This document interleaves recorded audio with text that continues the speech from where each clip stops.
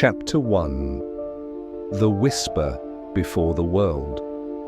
Before sound, before language, before even the first fire was lit, there was breath. A gentle motion in the dark, silent and unseen, like the hush before dawn spills over the horizon. In the oldest memories of the earth, long before history wore names or calendars had numbers, breath was the quiet beginning, the first pulse. The invisible touch that turned stillness into becoming. Ancient storytellers said the universe was exhaled, that all we see, the trees, the oceans, the stars, were shaped from a breath held by something greater than form. In Egyptian myth, the god Atum rose from the waters of chaos and breathed the world into order.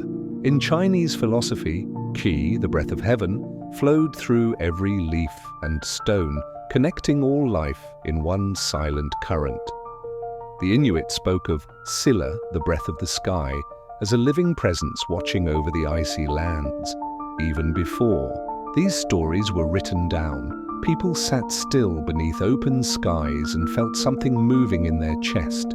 They didn't call it oxygen, they didn't measure it in liters. They simply knew to breathe was to live, and to stop was to return to the void. Across continents and ages, breath was never just air. It was soul. It was mystery. It was the bridge between the visible and the unseen. Each inhale was an arrival, each exhale a release. The ancients didn't need science to tell them this. They felt it in the stillness, in the wind, in the quiet, rise and fall of their own chests. In sacred caves and under sacred trees, breath was the first offering. A whispered prayer carried not with words but with rhythm. A newborn's cry, a warrior's gasp, a monk's sigh. The breath was always there, long before we gave it names. And in that silence, before the world knew itself, the first breath gave shape to the rest of time. Breath as spirit. In the soft cadence of old languages, breath and spirit were one. In Hebrew, ruach means both wind and spirit, a force unseen but always felt. In Greek, pneuma held the same double meaning. So did prana in Sanskrit, chi in Chinese, hao in Hawaiian. Different lands, different tongues, but one truth. To breathe was to touch the sacred. This was not superstition, it was knowing, the kind of knowing that comes not from reading, but from living close to silence. In the temples of India, yogis spoke of prana flowing through energy channels, not as metaphor, but as experience. With each breath, they believed, the body was being charged by the life force of the universe, not merely surviving, remembering. In the highlands of Tibet, monks trained for years to master tummo, inner heat, by controlling their breath. Wrapped in freezing cloths, they warmed themselves from within, not with fire, but with breath, turned into will. To the outside world, it looked like magic, but to them, it was devotion, a return to what had always been there. Among the Native American tribes, breath was sacred ceremony. The Lakota word ni meant both to breathe and to live. The pipe, passed from hand to hand in ritual, was more than smoke. It was shared breath. Shared spirit. A moment of communion with the sky, the ancestors, the present moment. Even in the deserts of the Middle East, breath moved through prayer. In Islam, the name of God, Allah, is said to mimic the natural rhythm of breath itself. Allah. Inhale. Exhale. The divine pulsing in and out, as close as one's own chest. These were not ideas to be debated, they were truths to be lived. And so people lived by them, letting their breaths guide them through hardship, fear, joy, and death. For breath did not belong to the body. It passed through it like wind through trees, always moving, always carrying spirit, the forgotten pulse. But time does strange things. It forgets.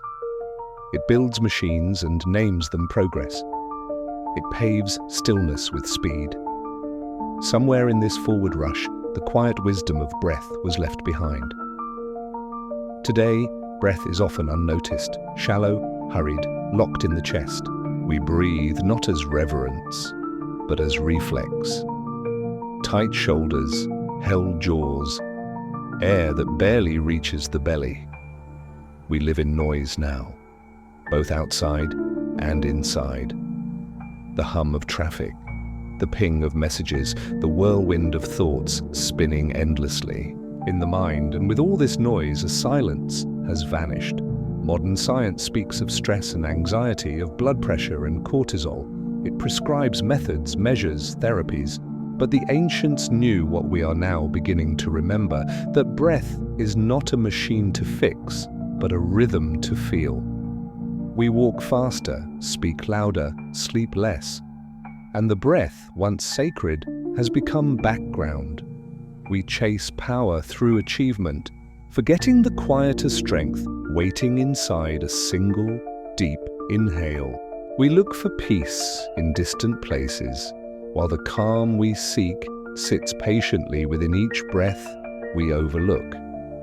Still breath waits, it does not argue, it does not push. Like an old friend at the edge of the room, it simply stays, ready to be remembered. And sometimes, in moments of grief, beauty, or awe, we do remember. We pause, we breathe, deeply, fully. And in that breath, something stirs, something ancient, something true. It is not gone, only hidden. Waiting beneath the rush, beneath the noise, beneath the forgetting. Remembering stillness. To remember breath is to remember stillness. And to remember stillness is to return to the home inside us, the one no walls can hold. Begin here. Not with effort, but with quiet attention. Sit. Lie down, close the eyes. Feel the air enter through the nose. Cool, then warm. Downward into the chest. Deeper into the belly. No need to force.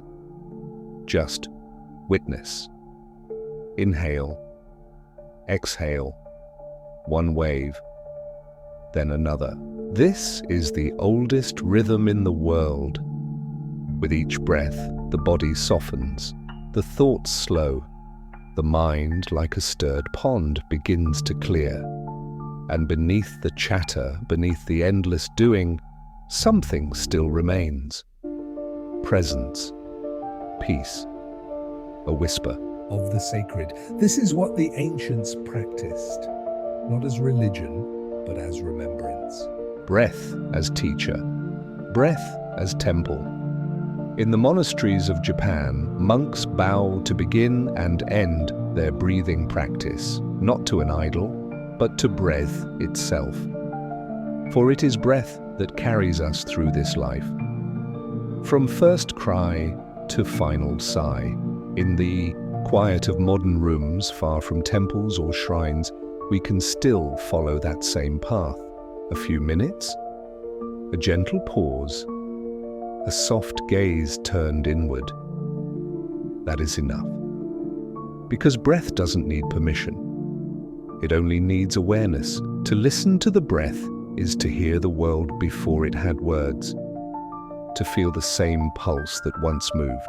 Through sages and shepherds, through mothers and mystics, through sky and soil. It is not a technique to master. It is a gift to receive. And when we truly listen, the breath returns us to what we never lost. To the calm within the storm, to the quiet behind the thought, to the whisper before the world. Chapter 2, The Map beneath the skin, the invisible system.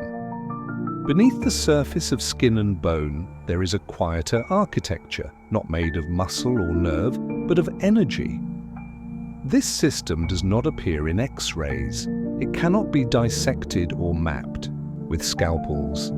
And yet, for thousands of years, it has been the cornerstone of inner transformation in many ancient traditions. It is a map not of the physical, but of the vital, of the subtle currents that guide the experience of being alive. This is the chakra system, a chain of energy centers said to run along the spine from the base of the body to the crown of the head. Though often described in vivid colors and symbols, its truth lies not in its decoration, but in its direction. The chakras were never meant as decoration or myth. They were described as wheels, spinning hubs of subtle energy, because people could feel them, not with fingers, but with awareness, with attention, with presence. The idea behind this system is simple. Just as veins carry blood and nerves carry sensation, there are channels, invisible but vital, that carry energy.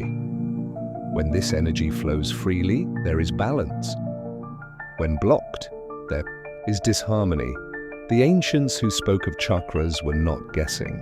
They were listening deeply to what the body whispered when the mind grew quiet. The earliest descriptions came from India in texts that date back over 2,000 years. But similar systems appeared elsewhere too, in the meridians of traditional Chinese medicine, in the energy wheels of Tibetan practice, even in the breath channels of early Greek and Egyptian healing. Different names, same truth. The body is not just a machine, it is a field of energy, and that energy has a design, and so the chakra system became a compass, not for geography, but for self-awareness, a way to track emotional patterns, spiritual growth, and even physical well-being, all through the lens of energetic movement. These centers were not imagined, they were observed. And slowly a map was drawn, not with ink, but with breath, sensation, and stillness. Energy centers of the past. The story of energy within the body winds through time like a sacred thread, weaving together ancient cultures across continents. In India, the chakra system was recorded in the Vedas, among the oldest sacred texts known to humankind. These teachings spoke of 7 main chakras aligned along the spine, each one tied to a different aspect of life. The root at the base linked to survival, the sacral to emotion, the solar plexus to will, the heart to love, the throat to truth, the third eye to insight, and the crown to the divine. These were not metaphors, they were landmarks of inner life. The purpose of this system was not control, but harmony. Yogis would sit in silence for hours, aligning breath and posture to balance these energies, believing that true health was not just the absence of illness, but the presence of flow. In China, a different yet deeply related system was born. The Taoists studied qi, the life force that flows through every living thing. Through detailed practice, they mapped the body's meridians, channels that carry energy like rivers across a landscape. Acupuncture, martial arts, and qigong all arose from this knowledge, treating the body not as a machine, but as a garden, something to nourish and balance, not fix. In Tibet, energy was studied as part of the path to enlightenment. Tantric texts described winds moving through channels in the body, shaping thoughts, emotions, and states of awareness. The goal of practice was to still these winds, to gather them in the central channel and rise beyond suffering. Even among the ancient Egyptians, priests spoke of Sakem, a life force that could be harnessed through sacred rites and aligned with the body's internal harmony. Though the words were different, the recognition was the same. The human body was more than flesh. It was a vessel of power, and that power moved in precise, sacred ways. These systems didn't compete with one another. They echoed, they affirmed. Across time, the truth remained. Beneath the skin, the breath, and the heart, something radiant pulsed, a quiet electricity flowing through the corridors of being. The Western blind spot. For much of modern history, the Western world looked at this idea and turned away. Western medicine, as it evolved, sought certainty through sight. Microscopes, scans, data, proof. It divided the body into parts: brain, bones, blood. It charted muscles and nerves, but ignored the silence between them. What could not be seen or measured was often dismissed as myth, as poetry, as superstition. And so the chakra system, like many ancient practices, was shelved into the category of mysticism. Beautiful perhaps, but not real. To many scientists, it lacked the concrete measurements they demanded. And so it was set aside, but slowly that wall is starting to crumble. Not all at once, but piece by piece. Neurologists today speak of the vagus nerve, a long, wandering nerve that connects the brain to the gut, the heart, the lungs. It plays a major role in regulating emotion, rest, and even immunity. And interestingly, many of the body's chakras correspond to the points where this nerve branches out. Researchers have also begun exploring how breathwork, meditation, and visualization can change the brain's structure, reducing stress, increasing empathy, and restoring balance. These practices, once seen as spiritual rituals, are now studied for their tangible impact on health, and even psychology is catching up.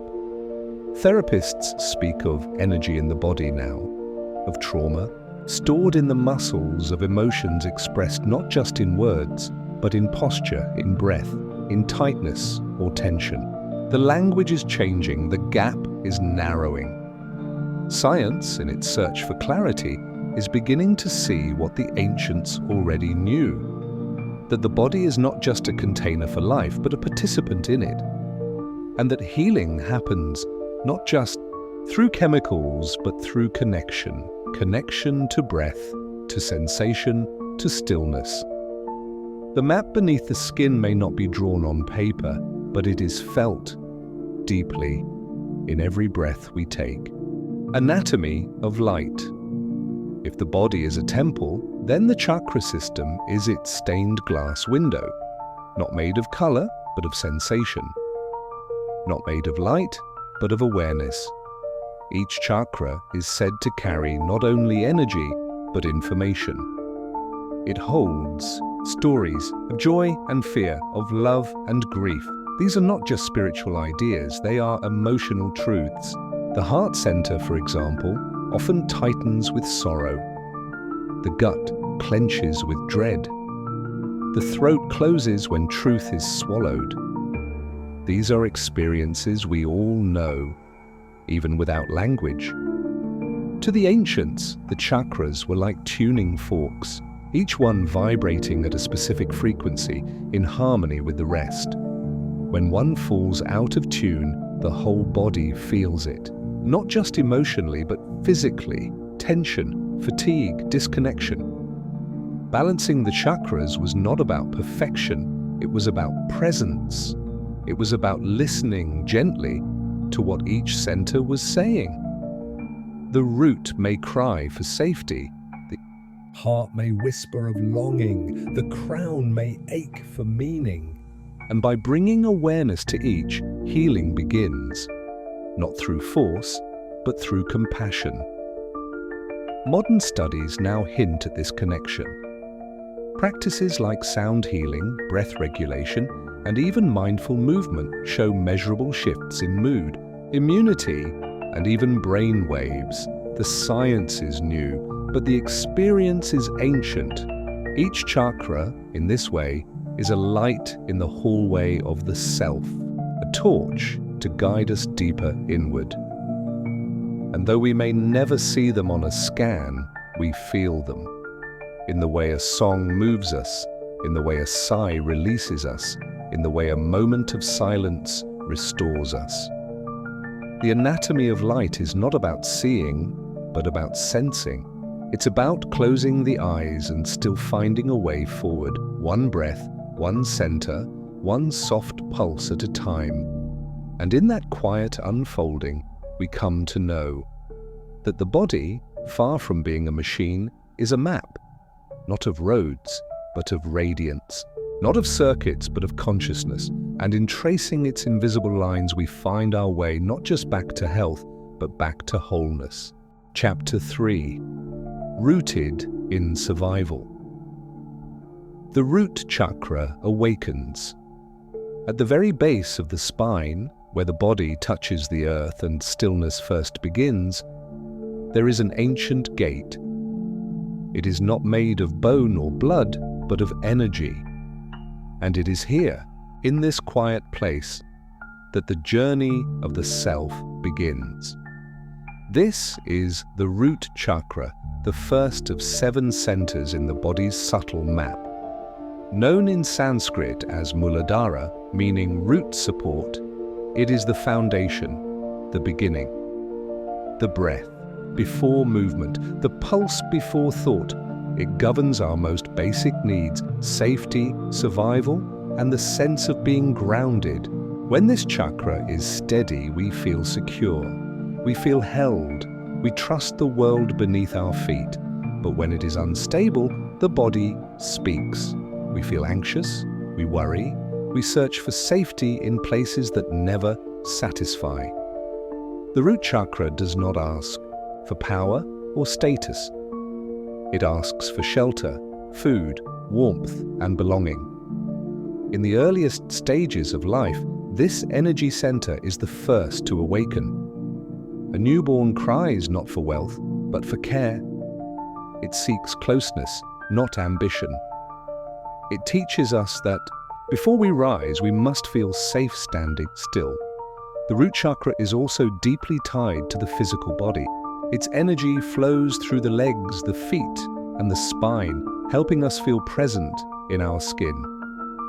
It is the chakra of gravity, of grounding, of knowing we have the right to exist here and now. When we sense fear, it tightens. When we feel safe, it softens, like a tree's roots that dig deep into the soil before its branches can stretch toward the sky. The root chakra reminds us true growth begins below. Earth element. Within the root chakra is more than energy. It is the element of earth. Solid, steady, and unmoving. Earth does not rush. It holds. It carries. It remembers. This energy center ties us to everything that grounds us. Family, culture, place, and history. It holds the memory of those who came before us, their strength, their struggle, their lessons. In some traditions, it is said that the root chakra stores the echoes of our ancestors, their pain and their resilience woven into our very bones. We often think of ourselves as separate, but the root chakra reminds us we are part of a much older story.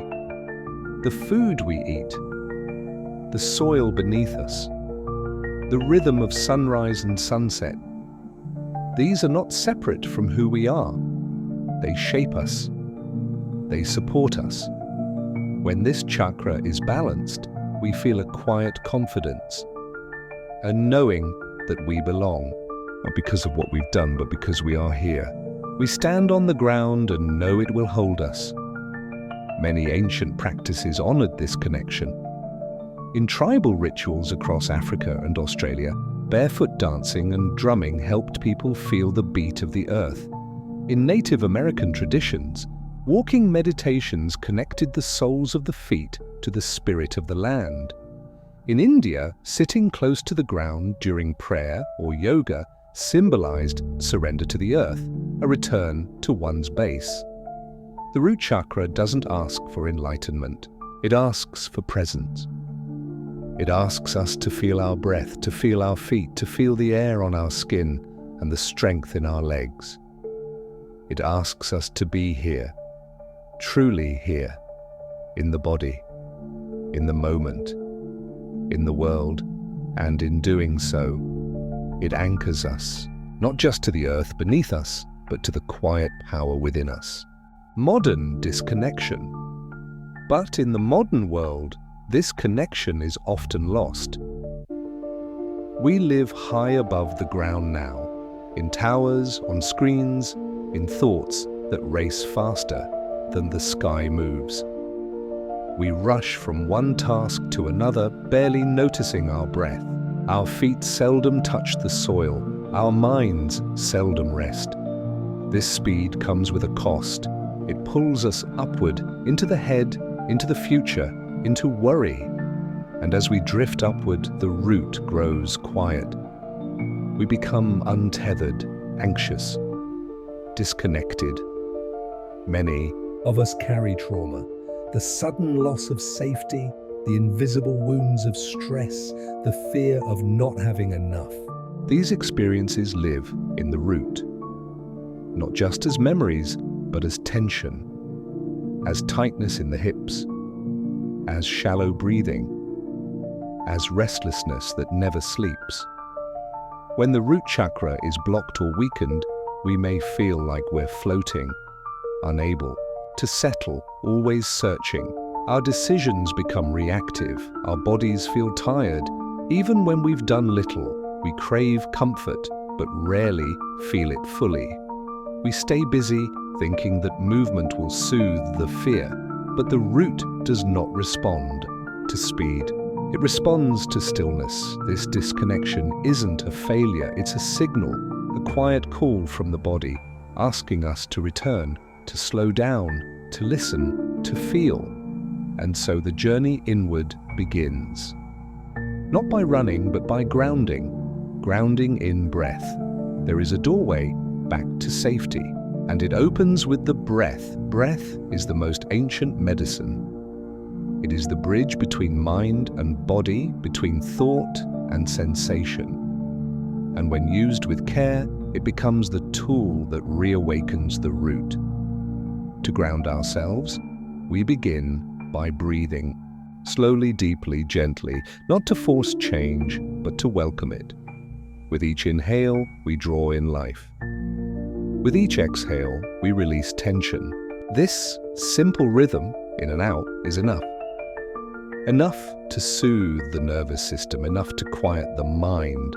As we breathe, we turn attention downward, to the base of the spine, to the weight of the body, pressing gently into the earth, to the legs, the feet, the contact with the ground. We do not need to imagine anything. We simply feel. This is grounding. The act of becoming present in the body. The act of remembering that we are safe, that we are here. Many traditions teach breath-based grounding. In yoga, deep belly breathing activates the root. In mindfulness, breath is used to anchor attention. In somatic healing, breath reconnects us to sensations we've long ignored. Even a few minutes a day can shift something inside. The fear softens. The breath deepens. The mind quiets. And in this space, a new strength grows. Not the strength of force, but of trust.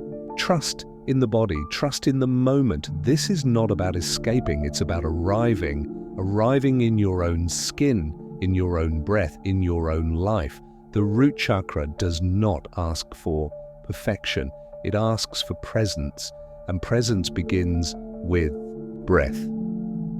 In this stillness, we return to what has always held us, the ground beneath, the breath within, and the quiet knowing that we are safe. Chapter 4. The Serpent Sleeps. Deep within the body, at the very base of the spine, where bone meets root and silence turns inward, something ancient lies curled.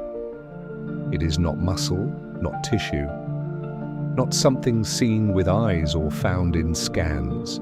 It is energy, old as breath, coiled tightly like a serpent asleep in the dark.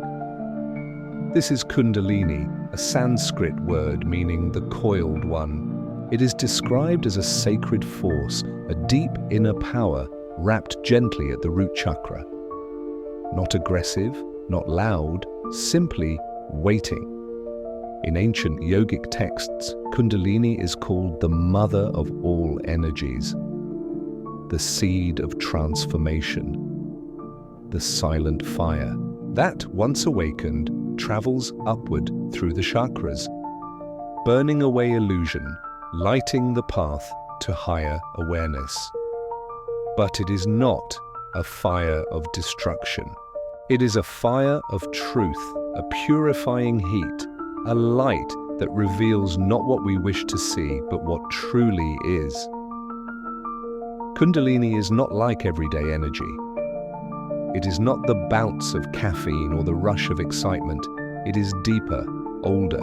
It lives beneath words, beneath breath, beneath time. Most people carry this energy their entire lives without ever knowing it's there. And yet, it shapes them.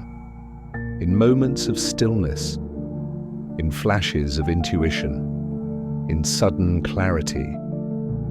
These are glimpses, echoes of the serpent shifting softly in its sleep.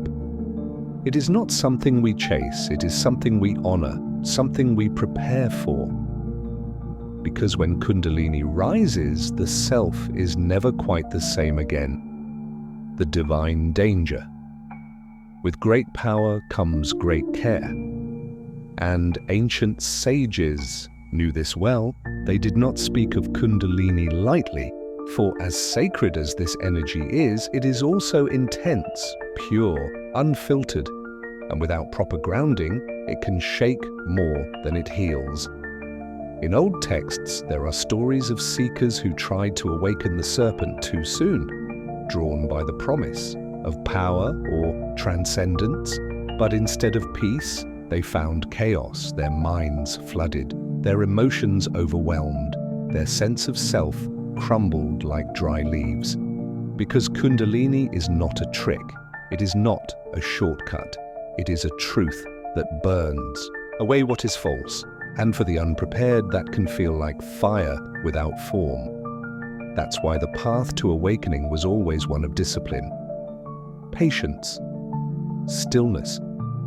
Yogis would spend years strengthening the body, calming the breath, purifying the thoughts. Not because the energy was dangerous, but because they knew their vessel had to be steady enough to hold it. This preparation was called sadhana, daily spiritual practice. Through movement, meditation, fasting, and silence, the body was made stable, the mind clear, the heart open. Only then, when the roots were strong and the soul steady, could the serpent stir safely. Today, many chase spiritual highs. They seek Kundalini for its mystery, its thrill. But without grounding, even light can blind. The ancients remind us the serpent is sacred not because it is powerful, but because it is precise, and precision begins with patience.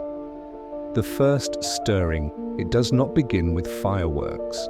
Not with visions or voices. The first stirring of Kundalini is often quiet, so quiet that one might miss it, like a breeze beneath still branches, or a single raindrop falling in a vast desert. It may begin in meditation, a strange warmth at the base of the spine, a gentle flutter, a pulse that doesn't follow the heart's beat. It may come as a dream, or a sudden sense of knowing. Not a thought, not a word, but a shift, a ripple across still water. The sages used stories to describe this moment. One tells of a forest long forgotten, dry, dark, and overgrown, and in the middle of that forest a stone lies still. Beneath the stone the serpent sleeps until one day a single ray of sunlight reaches it, and in that warmth the serpent shifts, not to strike, not to flee, just to move, to remember. This is the first stir, not of power, but of presence.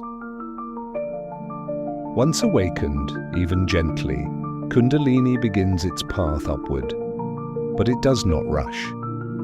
It pauses at each chakra, unlocking doors, stirring memories, testing balance. At the heart, it may surface as love, deep, unconditional. At the throat, as truth, words long buried rising like breath. At the brow, as vision, not of the world, but of the self, seen clearly for the first time. The first stir is both invitation and challenge. It asks, are you ready to see? Are you ready to feel? Are you ready to become? And if the answer is yes, even softly whispered, the journey begins. The fire beneath stillness. It is easy to think of fire as wild, as something loud, devouring, dangerous. But Kundalini is a different flame. One that glows beneath stillness. One that waits, warm and watchful, behind the breath. To feel it, we do not need chants or rituals. We need only silence, awareness, a willingness to be present in the body, fully and without judgment. As we sit, as we breathe, as we soften, the fire begins to show itself. It does not leap, it rises, slowly, like morning mist lifting from the ground, like warmth returning to cold fingers. With each inhale, it expands. With each exhale, it roots deeper. This is the sacred paradox, that the most powerful energy we hold, the one said to unlock hidden knowledge and inner transformation, does not demand effort. It answers surrender. It does not come from outside, it awakens from within. In this fire, there is no harm, only illumination. It lights the rooms of the self that we forgot, the doubts, the grief, the hidden joys, and it asks us not to fix them, but to see them, to hold them, to breathe with them. Kundalini is not a goal, it is a guide, one that walks with us through the dark, carrying a lantern made of breath and memory. And so in stillness, the serpent sleeps. But not forever. In time, through patience, through presence, it will rise, not to change the world, but to change the way we see it, the way we feel it, the way we live inside it. The fire beneath stillness is not a threat, it is a promise that within each of us, something sacred waits, something old, something awake. Chapter 5. Breath as Alchemy. We often think of breath as simple. Inhale, exhale. A quiet background process that keeps us alive, barely noticed until it's gone. But for thousands of years, breath was never just air. It was transformation, a tool, a path, a kind of alchemy. Alchemy is usually thought of as turning lead into gold, but in ancient spiritual practice, the gold was never metal. It was awakening, clarity, inner light. And breath was the fire that made that change possible. Breath moves through every moment of our lives, yet when we bring awareness to it, when we shape it with intention, it becomes something more.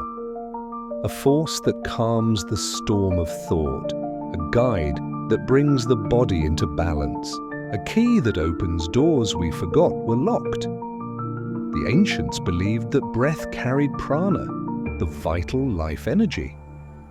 Not just a metaphor, but a truth. Every inhale brings in not only oxygen, but subtle energy. Every exhale releases what no longer serves. Done with awareness, this exchange becomes cleansing, restoring, empowering. This is why breath is central to practices across cultures, in yoga, in martial arts, in prayer, in stillness. The breath, when used with care, becomes a bridge, connecting the mind, body, and spirit. It's not about effort. It's about attention. Slowing down enough to feel each breath, to guide it gently, and in that process, to begin transforming not only how we feel, but who we are. Breath of fire, Kapalabhati.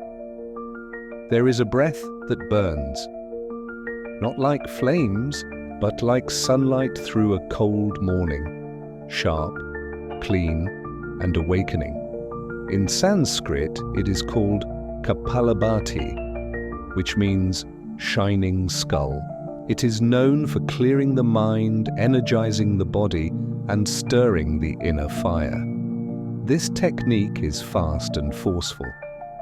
Short, powerful exhales through the nose with passive inhales. The belly moves like a pump, contracting with each exhale, snapping back with each breath in. The rhythm is steady, sharp, like the beat of a drum in a sacred ceremony. But this breath is not done in anger. It is not done with tension. It is a breath of clarity, of brightness, of release. In ancient yogic texts, Kapalabhati was seen as a way to cleanse the subtle body, burning away fog, stagnation, and sleepiness. It is said to light the path for Kundalini, clearing the channels and preparing the body for deeper work. Physically, it wakes up the nervous system. The blood begins to move faster. Heat rises in the core. The lungs expand and contract like wings in flight. Mentally, it sharpens focus. Emotionally, it stirs confidence, willpower, and inner fire. But it is not for rushing. This breath is powerful, and power must be handled with care. It is meant to be practiced in balance, with rest, and awareness, always followed by stillness. always followed by listening. After a round of Kapalabhati, silence feels different. The body hums, the mind clears, and beneath it all, the fire continues to glow, not loud, but steady, like a lamp lit deep inside. Balancing the channels, Nadi, Shodhana. If Kapalabhati is the fire, then Nadi Shodhana is the stream. Cool, calm, and cleansing. Nadi Shodhana means channel purification, and in this practice, breath becomes the gentle brush that clears the inner pathways, the subtle lines of energy that weave through the body. The technique is simple. Alternate nostril breathing. Close one nostril, inhale through the other. Switch sides, exhale, inhale again, then switch back and forth, like the soft sway of a pendulum returning to center. To an outsider, it looks like nothing special. But inside, something begins to shift. Thoughts settle, emotions soften, a quiet harmony returns. In yogic tradition, it's said that we have thousands of nadis or energy channels, but two are most important, Ida and Pingala. One carries lunar energy, soft, cool, emotional. The other, solar, warm, bright, logical. They spiral around the spine, crossing at each chakra, creating balance, but modern life rarely allows balance.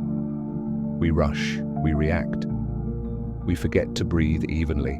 We favor one side, either too emotional or too sharp, too heavy or too fast.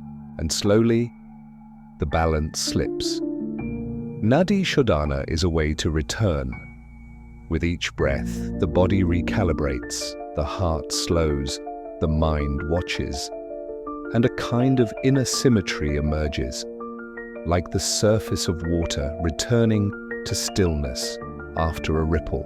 Science now shows that alternate nostril breathing calms the nervous system, reduces anxiety, and improves focus. But beyond the data, there is something more, a sense of wholeness, of integration, of coming back into oneself. It is not dramatic, it is not flashy, but it is powerful in its own quiet way. Because balance is not a loud thing, it is a gentle breath, in and out, unlocking the inner gates. Each breath we take carries potential, not just to live, but to change, to awaken, to open what time and stress have closed. In the body, there are places where energy gathers, places that hold memory, emotion, sensation. These are the chakras, not just points, but gates. And like any gate, they can be locked. Not by choice, but by habit. By fear, by forgetting, but the key is always with us. Breath, slow, deep, aware. With each breath, we soften the grip of tension. We dissolve the layers of numbness. We invite the body to speak again and listen with care. Breath is how we unlock the chest when grief has made it tight. Breath is how we open the belly when fear has knotted it closed. Breath is how we lift the heart when it has grown heavy. Each inhale invites life.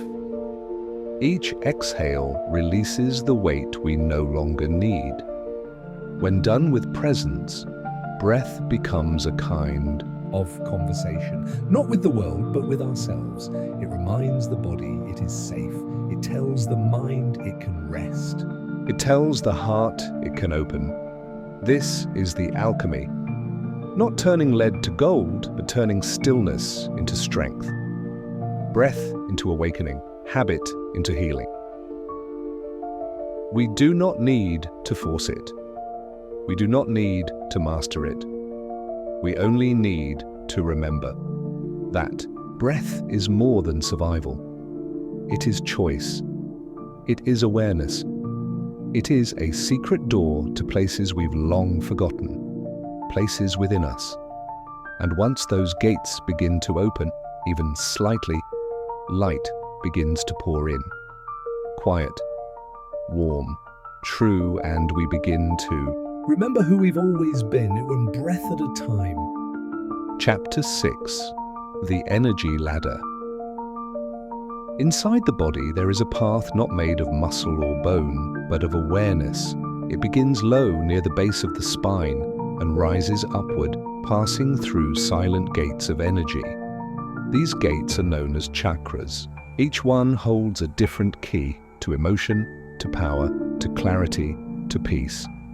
The ancients saw breath as the tool that helped one climb this inner ladder. Not a ladder of ambition, but of becoming. Each breath was a step. Each chakra a doorway. From safety to feeling, from identity to expression, the breath moves upward, connecting what lies deep below to what shines above. This is the energy ladder, a gentle, sacred journey through the self. The path begins at the root with the need to survive, to feel safe, stable, grounded. Then it moves into the sacral space, where emotions live. Creativity, pleasure. Then higher into the solar plexus, where we meet our will, our strength, our confidence. Further still lies the heart, the center of love. And then the throat, the gate of truth. Beyond that, the third eye for insight. And finally, the crown, a place of deep connection beyond thought. But we cannot leap to the top. This is not a race. It is a rising. And the breath is what lifts us, one soft step at a time. Each inhale is a reminder we are here. Each exhale, a release of what we no longer need. And as we rise, the body remembers its design, a temple of light awakened by breath. Sacral waters. The second chakra lies just below the navel. It is called Svadhisthana, the dwelling place of the self. Here, in the belly's quiet center, flow the waters of emotion, pleasure, intimacy, and creation. This chakra is tied to the element of water. It moves like a river, soft, bending, alive. It teaches us to feel, to flow, to create.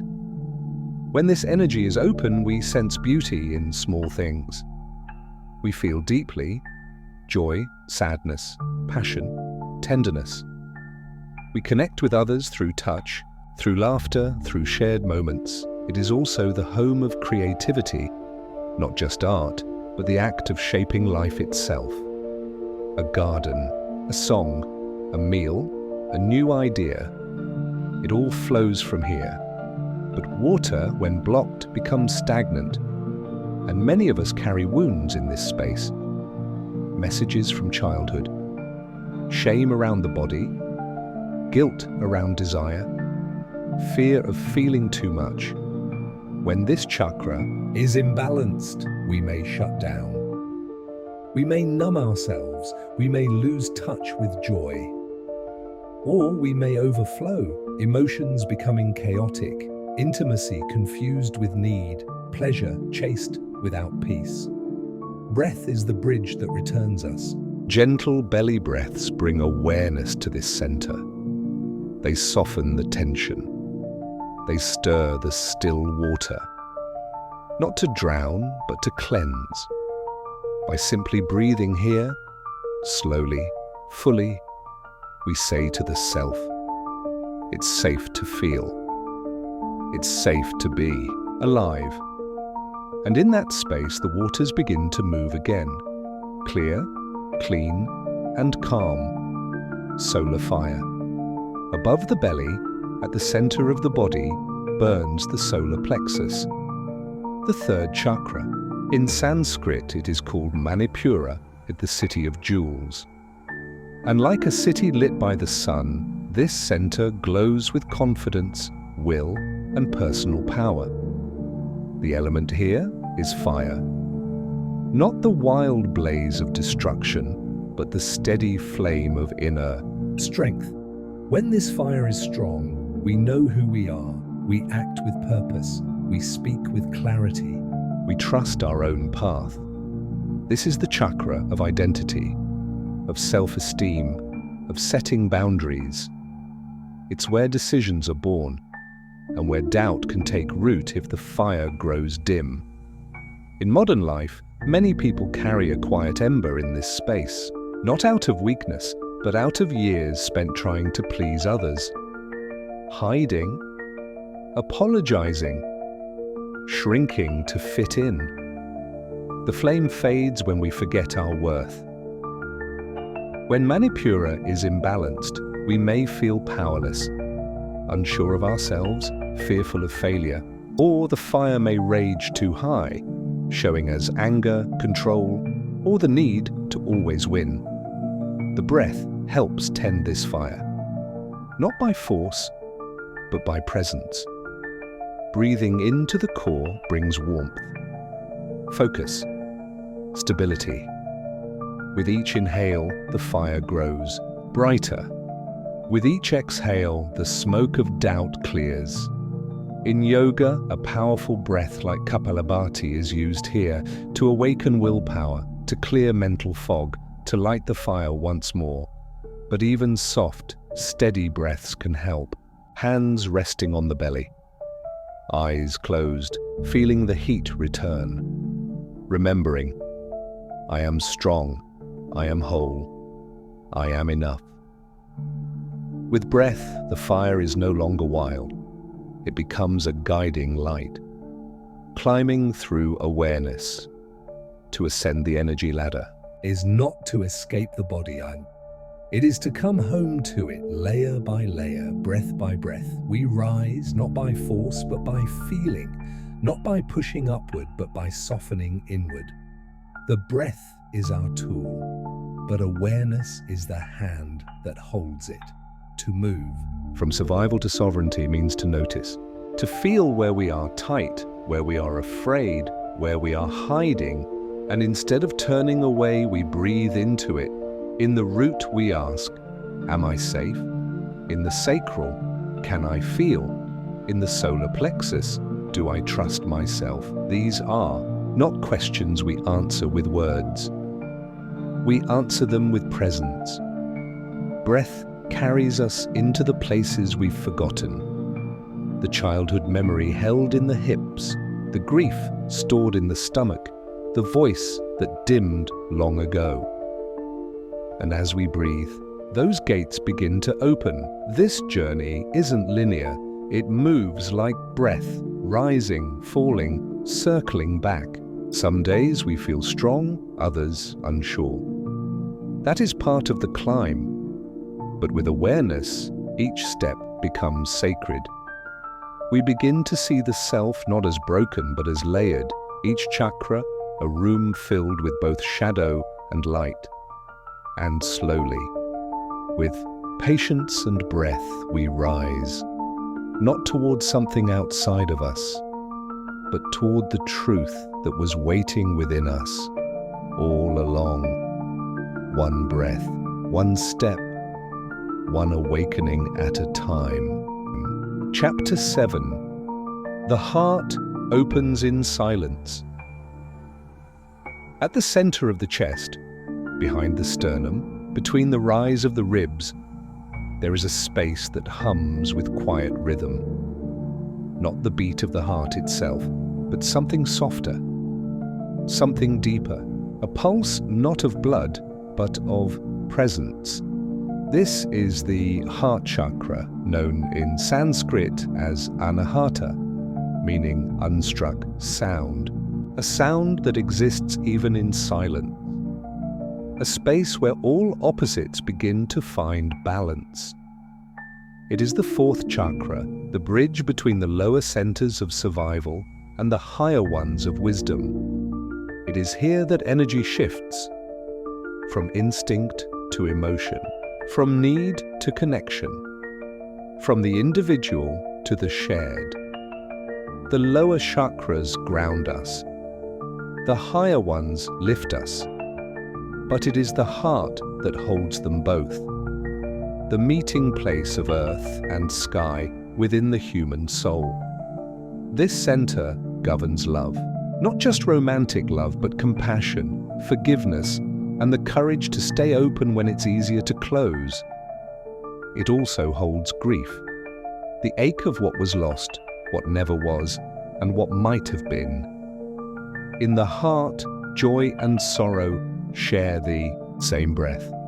When the heart chakra is open, we feel connected, whole, not because life is perfect, but because we are present in it. We meet others with softness, we meet ourselves with care. When it is blocked, we pull away, we guard ourselves, the chest tightens, the shoulders rise, we become afraid to feel, not because we are weak, but because we once loved and were hurt. The ancients did not treat the heart as fragile, they saw it as sacred, a fire wrapped in petals, a truth wrapped in silence, and they knew that to open the heart was not to expose it, but to set it free. Breath and grief.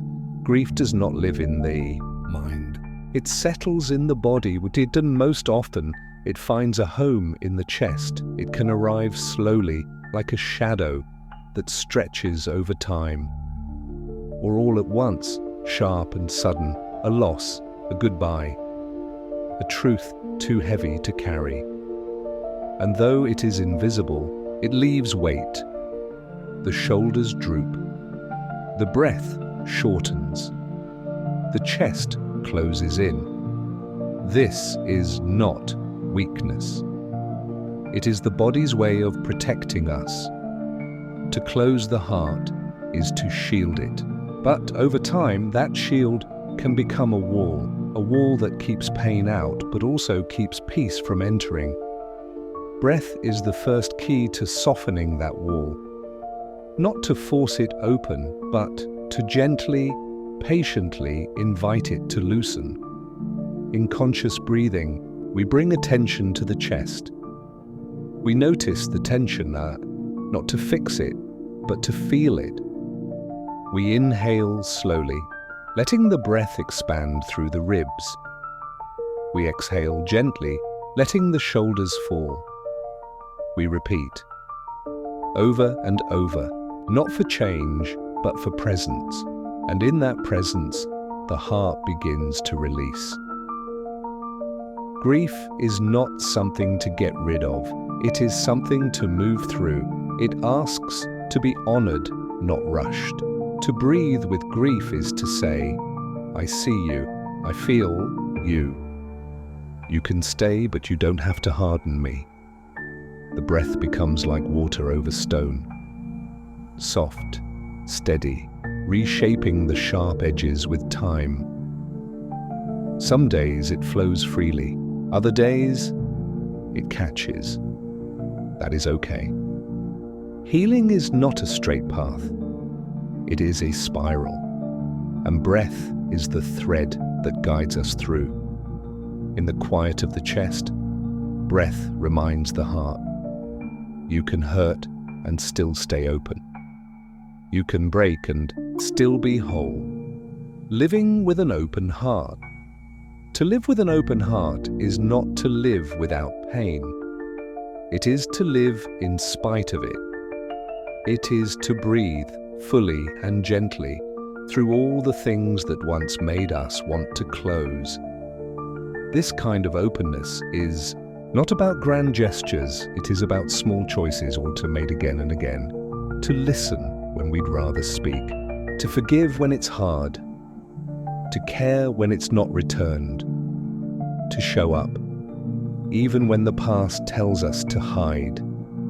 Living from the heart takes courage.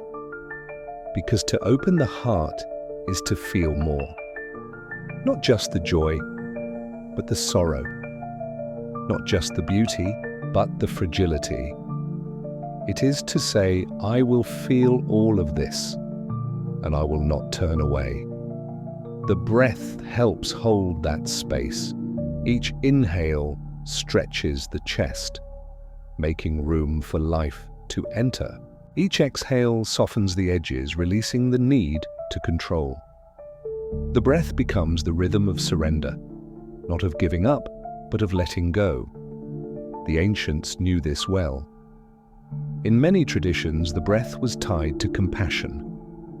In Buddhist practice, metta, or loving kindness, begins with breath. Breathing in, we offer kindness to ourselves. Breathing out, we offer kindness to others. No words, just breath, just intention. An open heart is not unguarded, it is aware. It feels what is safe and what is not. It sets boundaries, but does not build walls. It stays soft without becoming weak. It offers love without losing itself. With each breath, we return to this space, this balance, this choice, to meet the world not with armor, but with presence. Pulse of compassion. Compassion does not need to be loud. It doesn't shout or demand. It pulses quietly, like breath, like a heartbeat, steady and strong. In the space of the heart, compassion is the natural rhythm. When fear softens, when judgment fades, when we see others not as threats or strangers, but as mirrors of our own hopes, our own hurts. The breath draws us into this rhythm. When we breathe slowly, the nervous system calms. The heart rate steadies, the mind grows quiet. And in that stillness, compassion rises, not as a feeling, but as a way of being. It begins with the self, with the willingness to sit with our own discomfort, to breathe through our own mistakes, to soften the inner voice that criticizes and replace it with one that gently says, "You're doing your best." From there, it grows outward. We begin to see others more clearly. Their rush, their silence, their anger. And instead of reacting, we pause. We breathe. we remember everyone is carrying something unseen. This is the power of the breath, not to fix, but to feel. Each breath becomes an act of kindness, or each exhale a release of tension that might have turned into harm. Each inhale a chance to choose again. The pulse of compassion is not just felt in moments of peace. It is felt most clearly in the middle of chaos, when we choose not to harden, not to lash out, not to shut down, but to breathe, to soften, to stay open. And in doing so, we keep the heart alive, but not just as an organ, but as a compass, as a space of deep, steady truth. Breath by breath, we become that pulse, that presence, and in the silence of the heart, we find the quiet power of love that asks for nothing and gives everything. Chapter 8. The Throat Unblocked.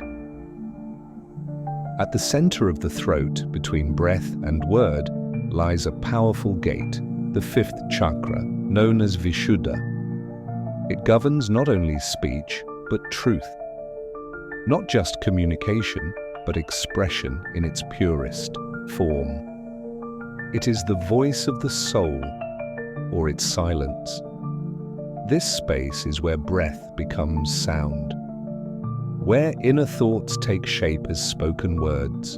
And yet, for many, this energy is blocked, not by silence alone, but by fear. Fear of judgment, fear of not being understood, fear of what might happen if we speak our truth. When this chakra is closed, the throat feels tight. Words catch. The chest may tighten or the jaw may clench. Sometimes we stay silent to avoid conflict. Sometimes we speak too much, trying to fill the space that still feels unsafe. Either way, the flow is off, and the breath reveals it. In childhood, many are told to quiet down, to be polite, to avoid saying too much. And slowly, over time, the voice dims.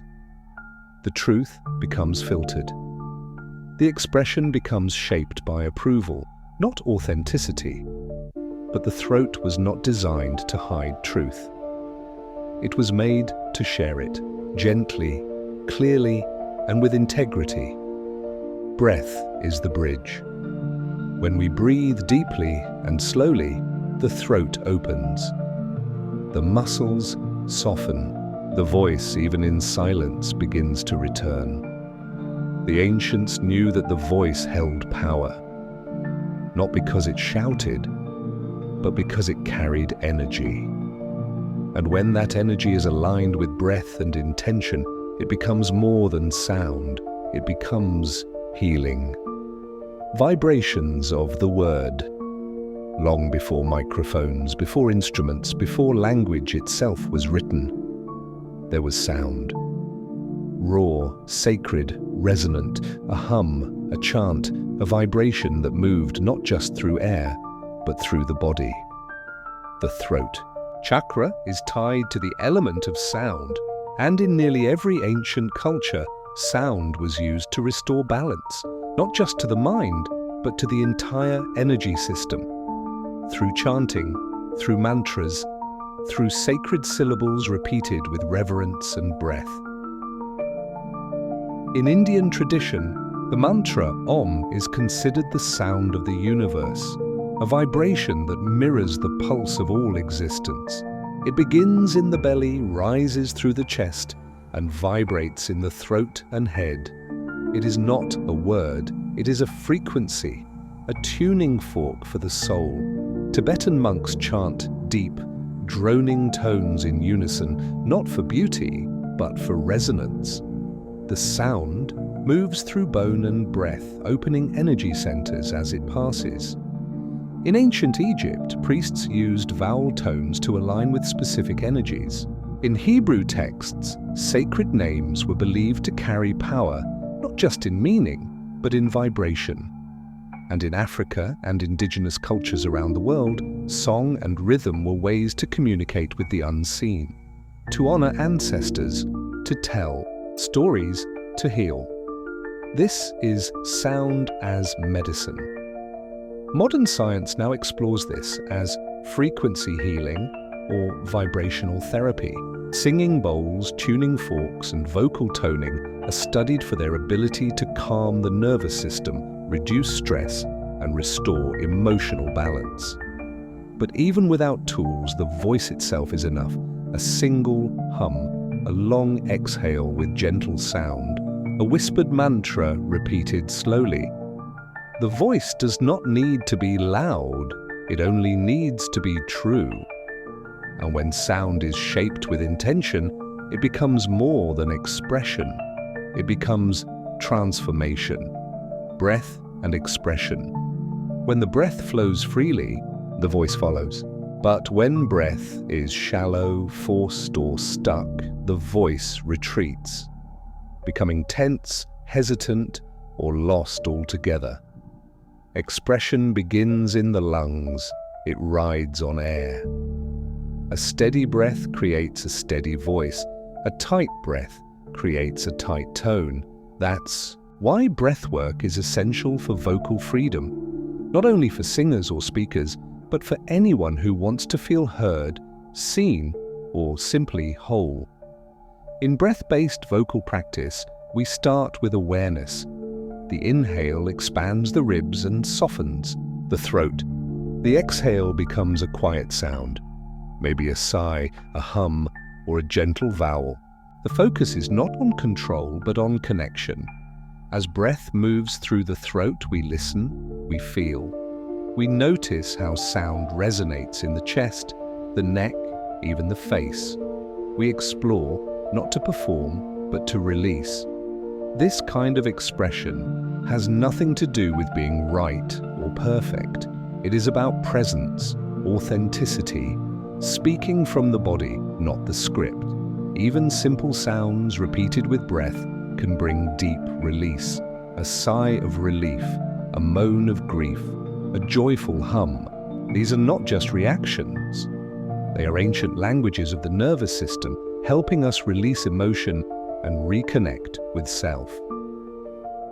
In therapeutic breathwork, vocal release is often part of the process. As we breathe deeply, old memories or emotions may surface, sometimes in the form of a sound, a word, a cry, and in letting it out, the body softens, the throat clears, the truth returns. This is not about shouting, it's about soft power. The kind that comes from knowing your voice is worthy, even when it shakes. Breath gives the voice its shape, but authenticity gives it strength, resonating. With truth, when breath and voice align, something deeper awakens. A resonance, a vibration, not just in the throat, but in the whole being. This is the sound of truth, not loud but clear, not perfect, but real. Resonating with truth doesn't always mean speaking often. It means speaking from presence.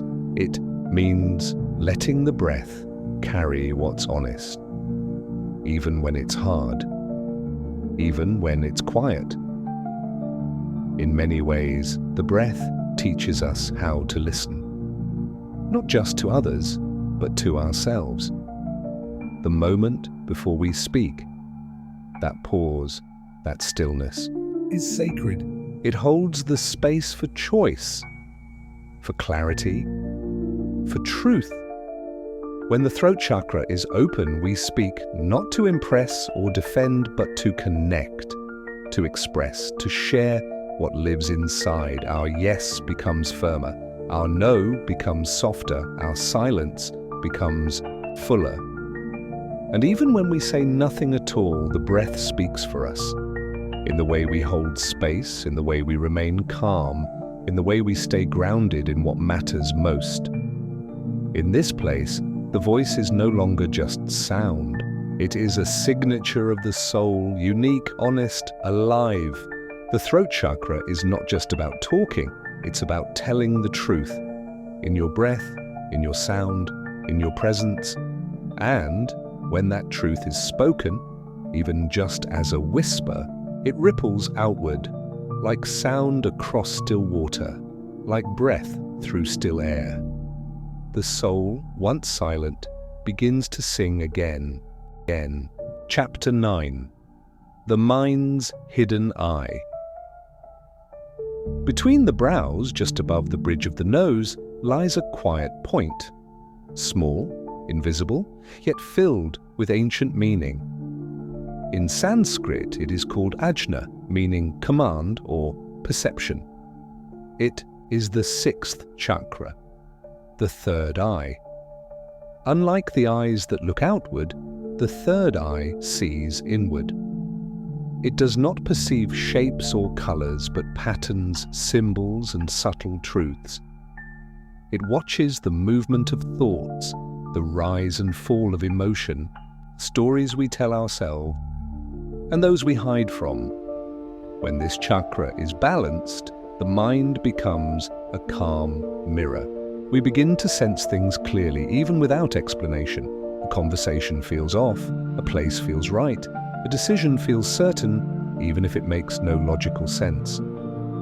This is intuition, not fantasy, but deep inner guidance. The third eye is not about escaping reality. It's about seeing more of it.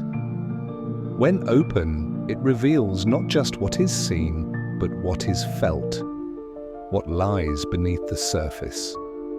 When blocked, the world becomes blurry, not to the eyes, but to understanding. We doubt ourselves.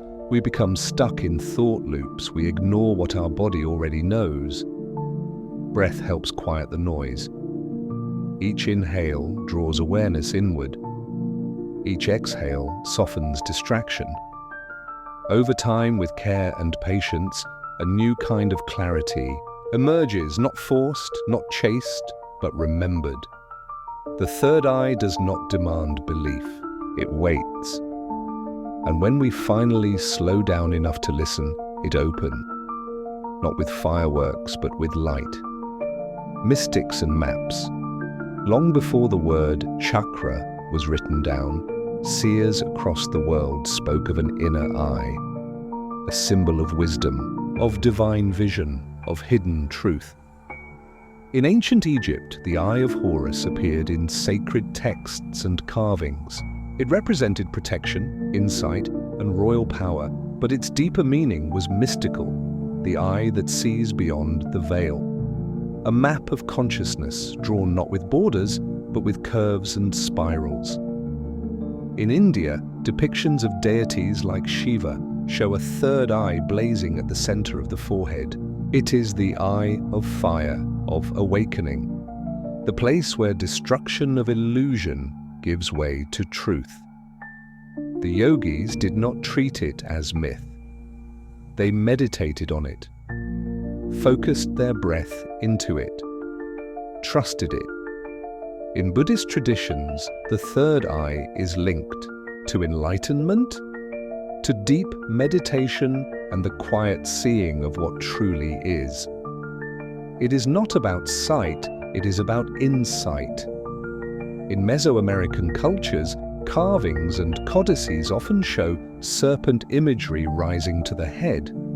The feathered serpent, Quetzalcoatl, symbolizing knowledge ascending. Though not labeled as a chakra, these symbols mirror the same journey, energy rising through the body, awakening higher awareness. Even among the Celts and Norse, spiral symbols on stone marked the journey inward, the path of the seer, the dreamer, the one who listens not with ears, but with presence. These cultures were oceans apart. Their languages, tools, and gods were different. But they all drew a map. And at the center of each map was the third eye, not literal, but deeply real, inner seeing. The breath is the key that unlocks the door to the inner world. The world. A vision, of dream, of deep knowing. When we breathe with intention, the mind begins to shift. The busy thoughts grow quiet. The constant analyzing softens. And slowly space opens. not in the room around us, but in the space within. This is where inner seeing begins. In this stillness, images may come, not like memories, but like whispers, a color, a symbol, a scene. These are not random, they are messages, not from outside, but from deep within, from the parts of us that remember what the surface has forgotten. The ancients practiced this through tritaka, or steady gazing, staring at a candle flame until the mind clears, then closing the eyes to see the image held in silence. Others used dream work, breath meditations, or visualization journeys to reach these states. It was never about escape. It was about returning to the wisdom already alive inside. Some feel it in dream, vivid, layered, strangely real. Others see flashes during meditation, like a story unfolding behind the eyes. These are not hallucinations. They are reflections of the subconscious, the deeper self trying to speak. Modern science calls this imagery imagination the default mode network. But even without the terms, the experience is timeless. Inner seeing is the soul's language, and breath is the way we begin to hear it. We do not need to interpret every image. We do not need to force visions. We only need to breathe, soften, and allow. The rest comes gently, like mist rising at dawn. The gateway of perception. When the third eye opens, it does not erase logic. It refines it. It brings balance between mind and heart, between thinking and knowing. It helps us sense what words cannot hold. It widens the lens. This chakra is the gateway, and what it opens is not just vision, but perception, a way of being that is quiet, grounded, and aware. In this space, we begin to see differently. We notice patterns in life. We feel the energy of a room before anyone speaks. We trust the subtle nudges that say wait or go, even when there's no clear reason. We may become more reflective, more discerning, less reactive. Because when the third eye is awake, we're no longer ruled by surface-level thoughts. We see the story beneath the story. Breath anchors this perception. When overwhelmed, we pause. We inhale, exhale, slowly. And in that breath, clarity often returns. A decision feels easier. A reaction feels unnecessary. A problem reveals its root. This is not magic, it's awareness. The third eye does not make us superior, it makes us sincere. It shows us what's real and helps us stay aligned with it. In some traditions, the third eye is said to be connected to the pineal gland, a tiny gland in the center of the brain, sensitive to light and circadian rhythm. Whether symbolic or physical, the message is the same. Within us lies a compass, a light, a guide, and when breath, presence, and trust come together, that guide awakens. The gateway opens, and we begin to see not with the eyes, but with the soul. Chapter 10. The Crown of Stillness. At the very top of the head, where the skull curves into sky, there is no bone, no muscle, no blood vessel that holds what we feel there. And yet, in silence, something is sensed. A lightness, a warmth, a soft, sacred space. This is the Sahasrara chakra, the seventh and final energy center in the traditional chakra system. In Sanskrit, Sahasrara means thousand-petaled. It is often depicted as a lotus with endless petals, unfolding upward, blooming into the cosmos, a symbol of the soul's connection to the infinite.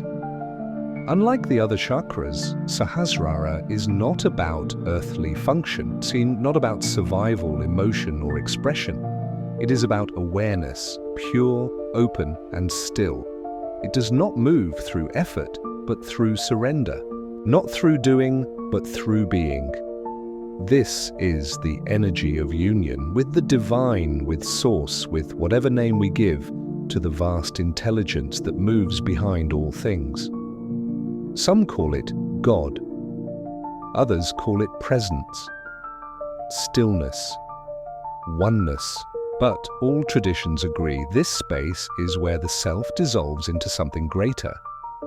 When the crown chakra is open, there is peace, not happiness based on outside things, but deep inner silence. A knowing that nothing is missing. A sense that we are not alone, even when we are quiet.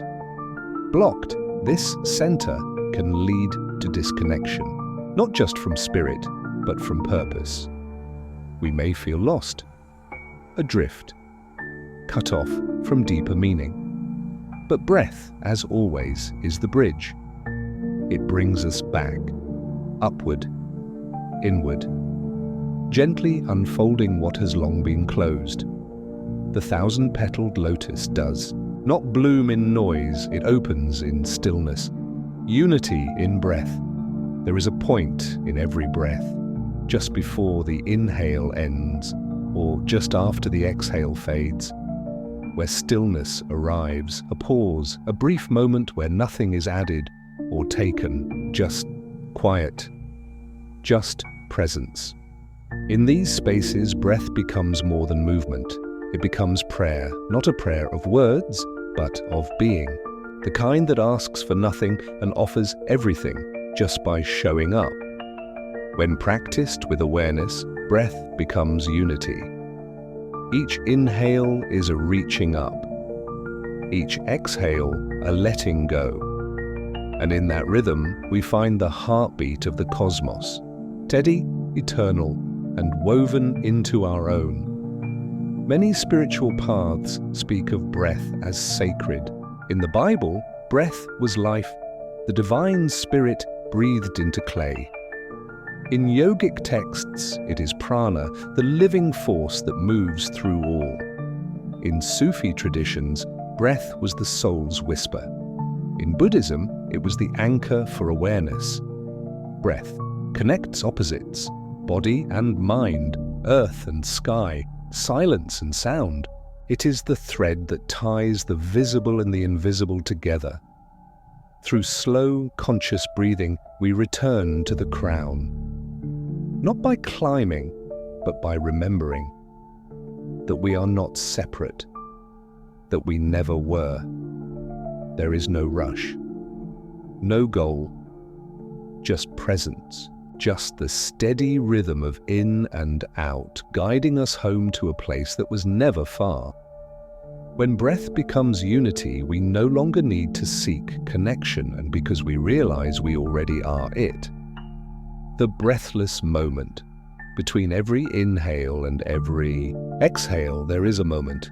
It is not long, a second, sometimes less. But in that moment, something ancient rests. A stillness that feels like a doorway, a silence that is alive. This space is known in yogic tradition as kumbhaka, the pause between breaths.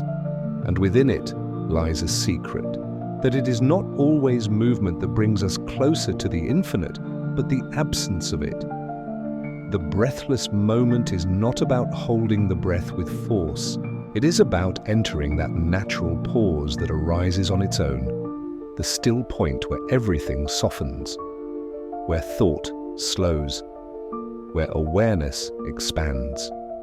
In this pause, there is no past, no future, just now, just being.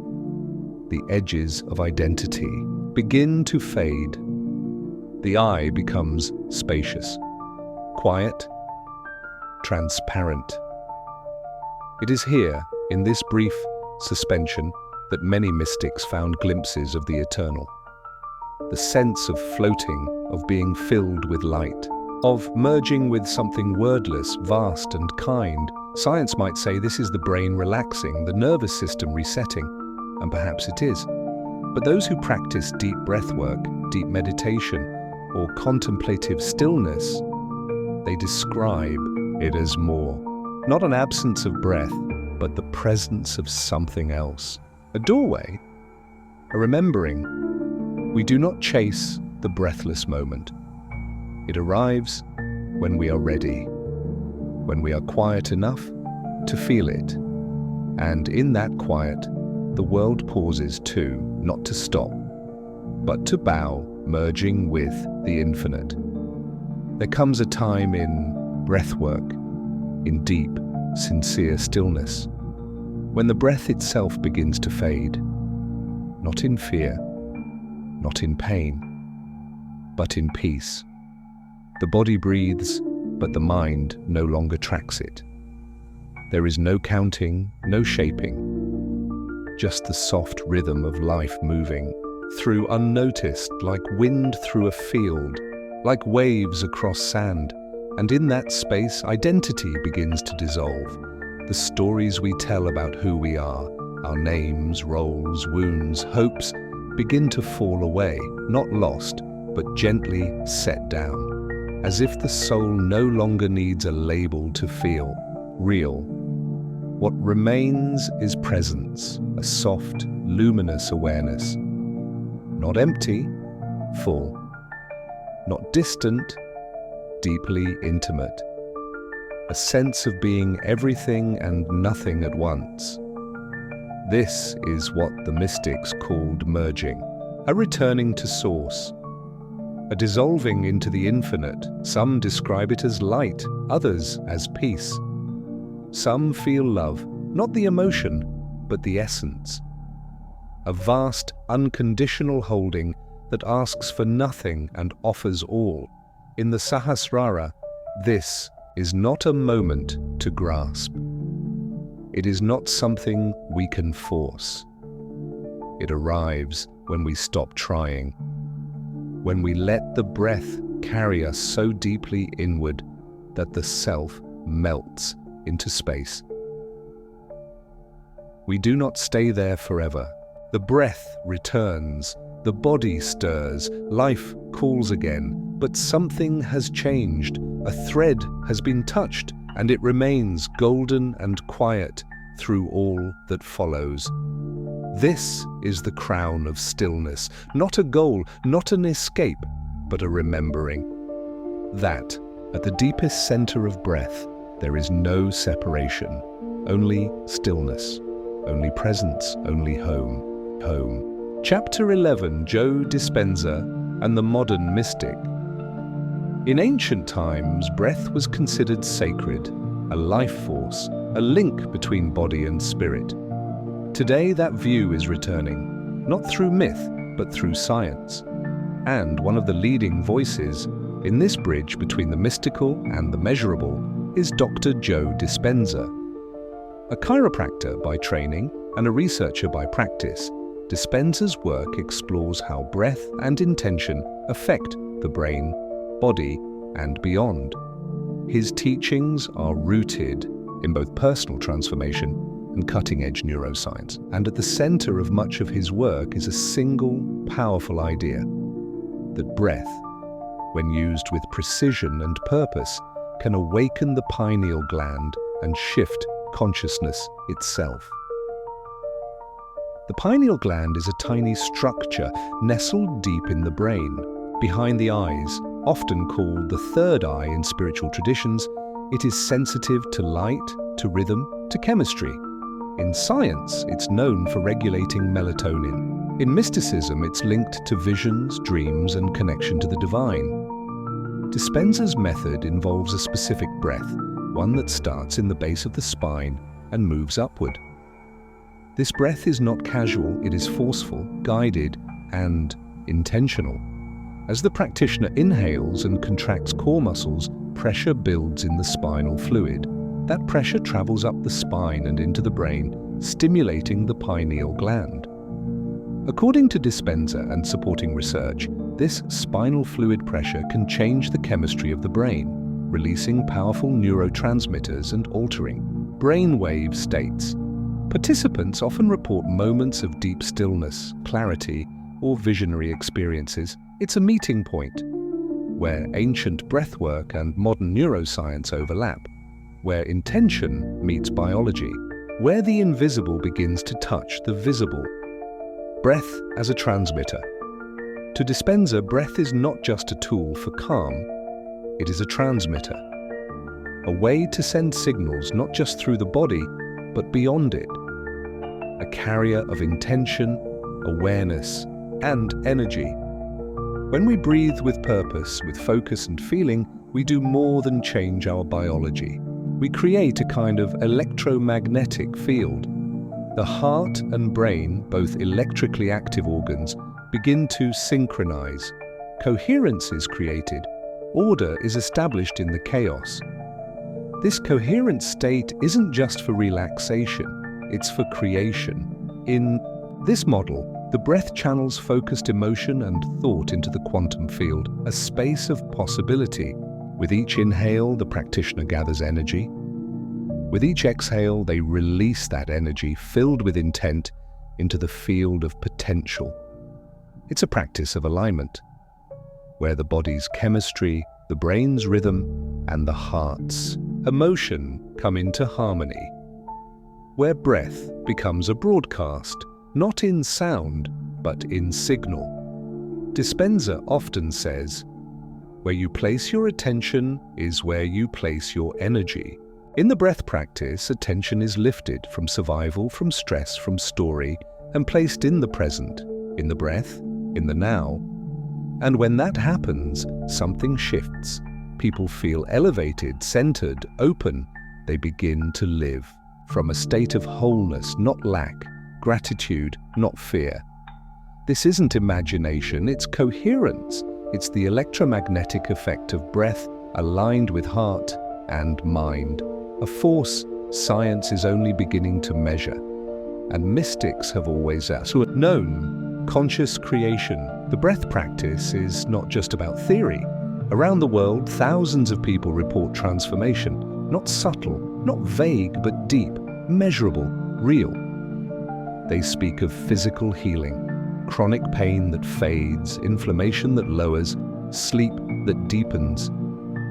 They describe emotional breakthroughs, tears released, old fears cleared, a sense of peace that stays.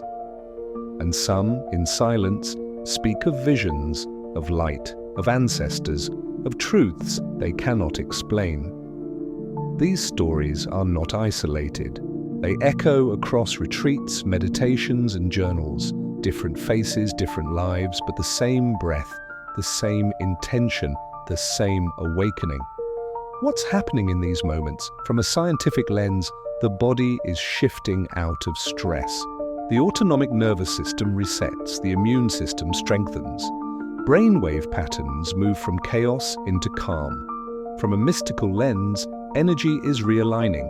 Blocks are dissolving. Awareness is expanding.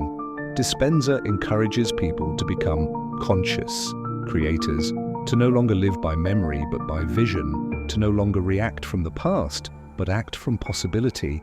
Breath is the doorway into that shift. In the breath, the mind clears. The body settles.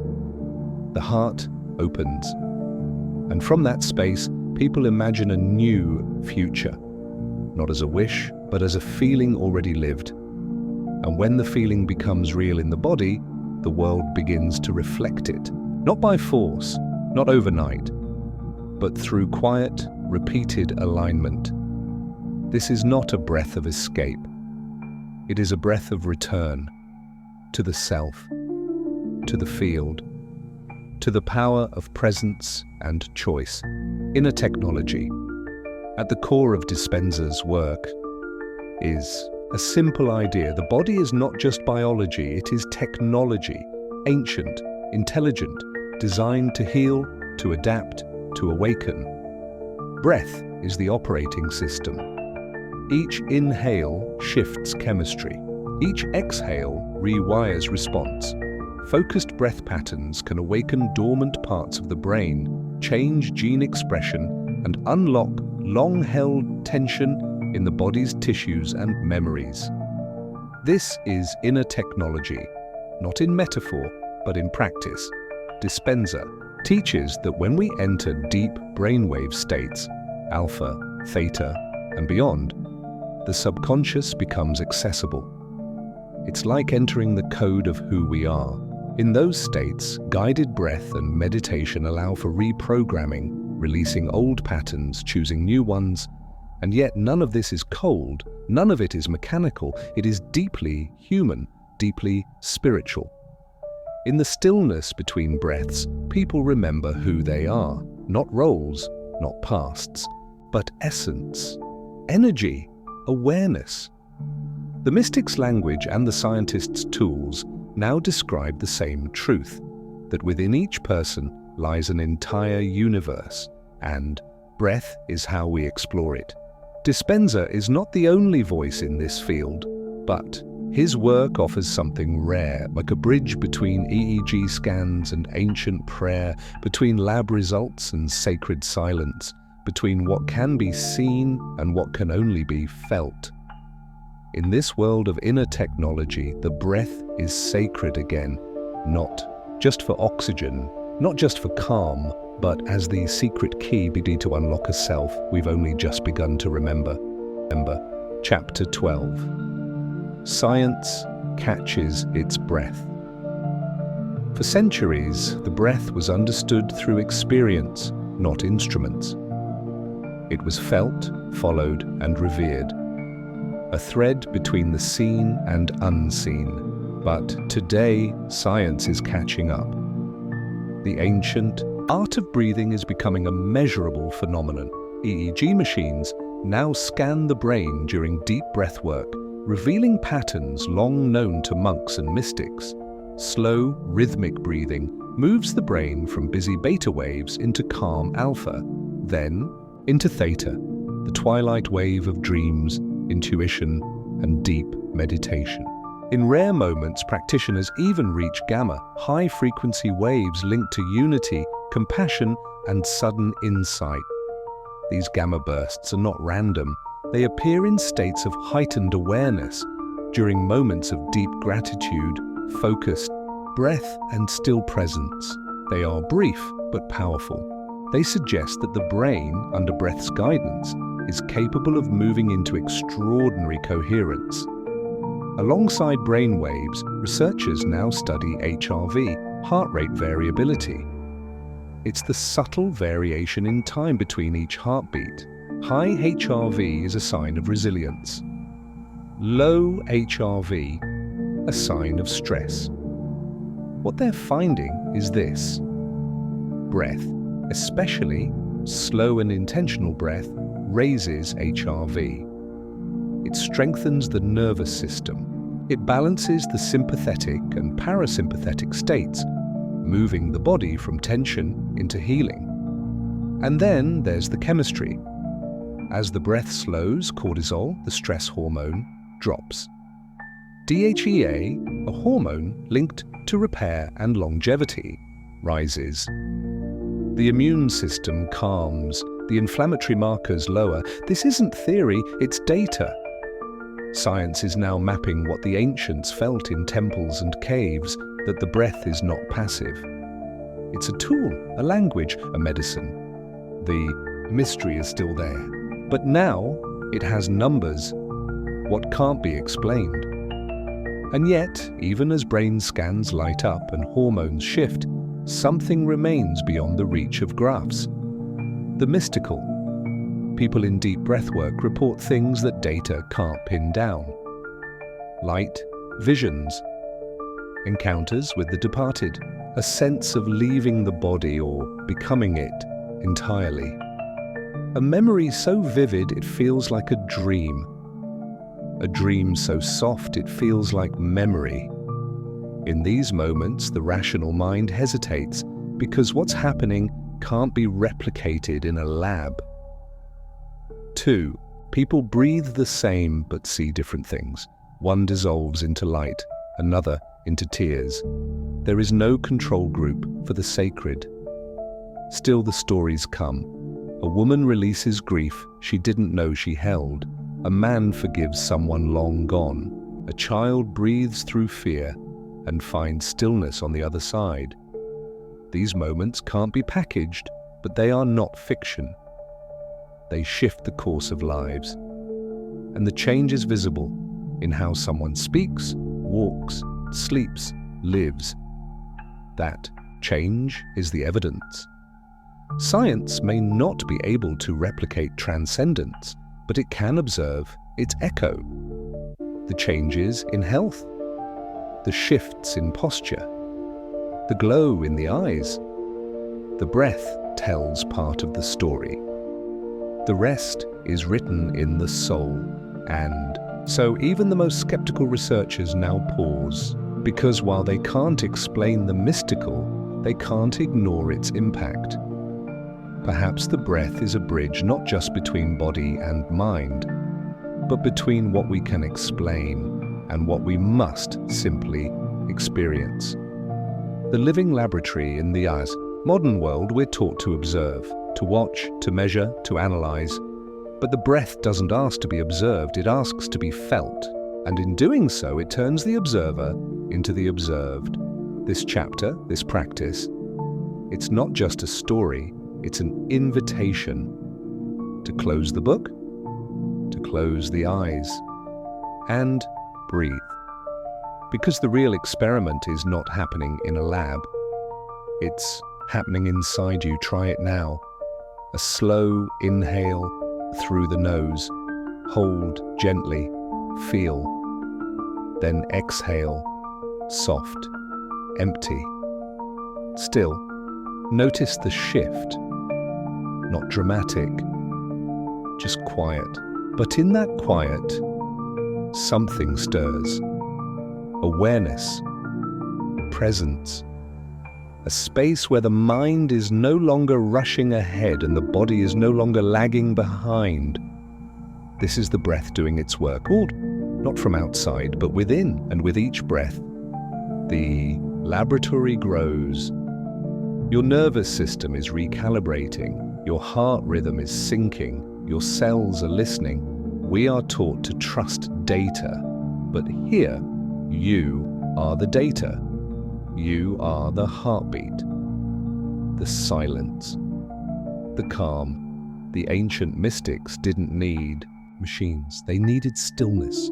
And now, with science beside us, we return, not to believe, but to know, not to escape, but to embody. So let yourself become the experiment, not in fear, but in wonder. The results are already unfolding. Embodying the evidence. When we speak of evidence, we often mean papers, studies, journals, but some evidence is more personal. The way your shoulders relax after breath, the way your thoughts slow down, the way sleep returns. That too is proof, because healing isn't always visible. It's felt. A shift in how you hold yourself, a softness in how you speak, a patience that wasn't there before, a kindness, not to others, but to yourself. This is the final step.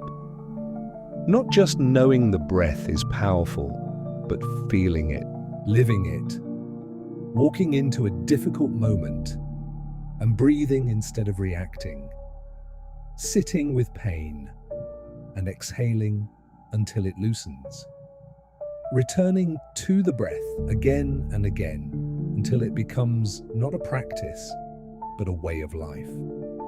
This is embodiment. The moment the teachings move from head to heart, from concept to experience, you become the breath. The evidence is not outside you, it's how you sleep, how you listen, how you forgive, how you begin, quietly, to change.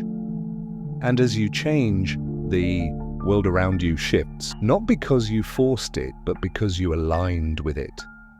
That's the secret the ancients knew, and what science now affirms, that the breath, though invisible, is the most powerful force you carry.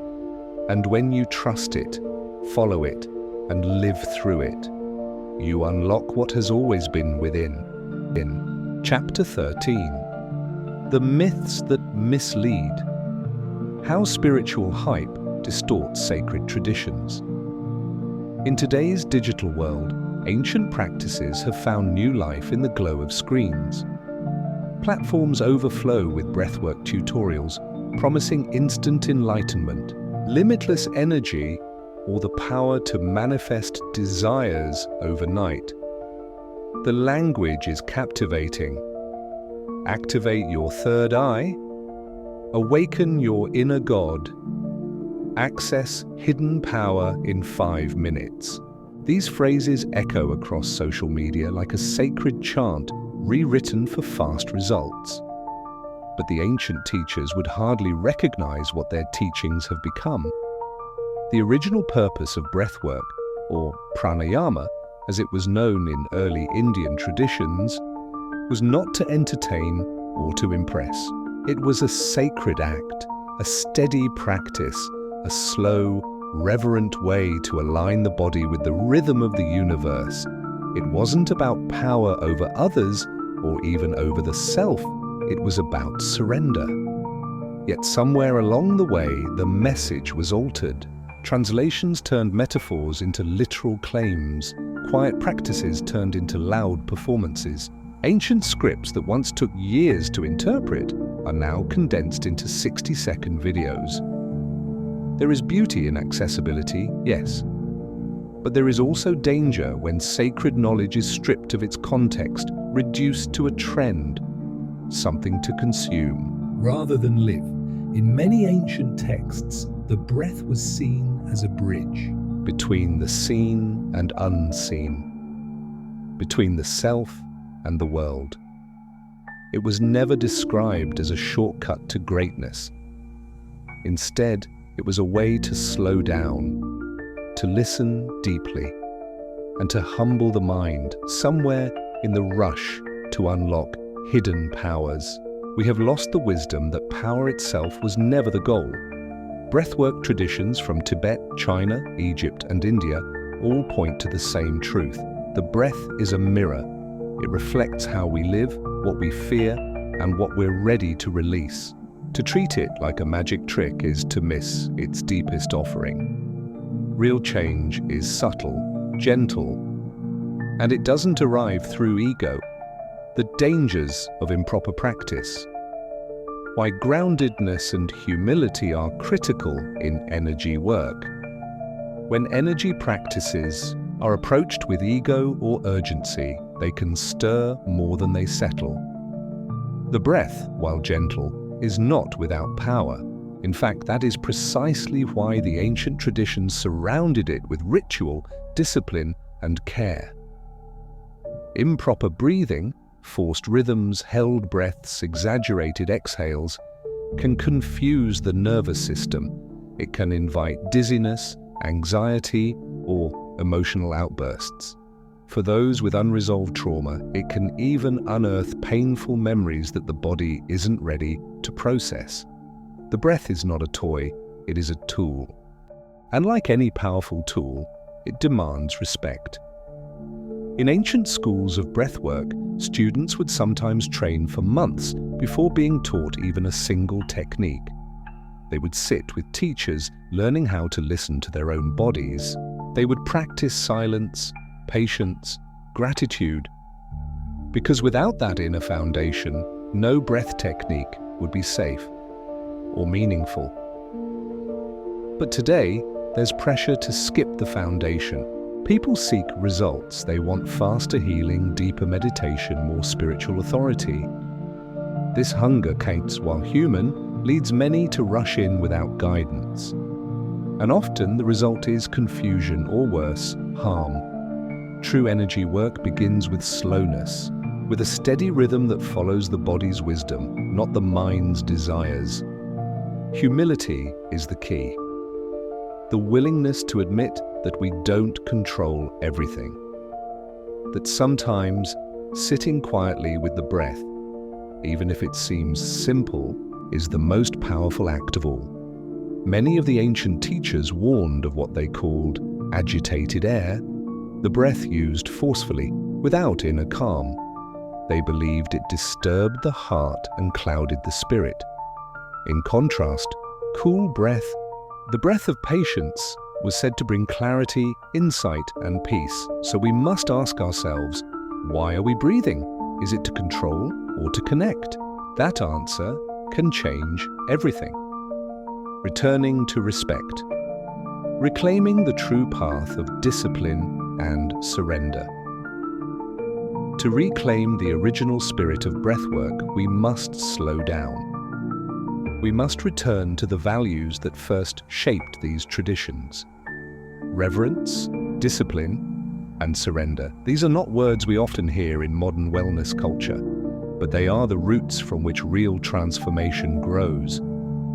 Discipline, in the sacred sense, does not mean rigidity. It means devotion. It means showing Up, not just when it feels good, but when it's difficult. In the early yogic paths, breathwork was practiced before sunrise, in silence, with full attention. Not because it was convenient, but because it was sacred. Every inhale was a form of prayer. Every exhale, a release. This kind of presence cannot be faked. It cannot be packaged, and it cannot be rushed. Surrender, too, is often misunderstood. In modern language, surrender sounds like giving up. But in the spiritual traditions, surrender meant trust. Trusting the breath to guide, trusting the body to heal in its own time, trusting the process, even when no results seem to appear. These traditions were never about domination, and not of the self and not of others. They were about communion. The breath was the teacher, the practice was the path. The goal was not power, but peace. To return to that space, we must strip away the layers of performance. We must let go of needing to look spiritual or to impress others with our depth. The real breathwork happens in quiet corners, in early mornings, in solitude.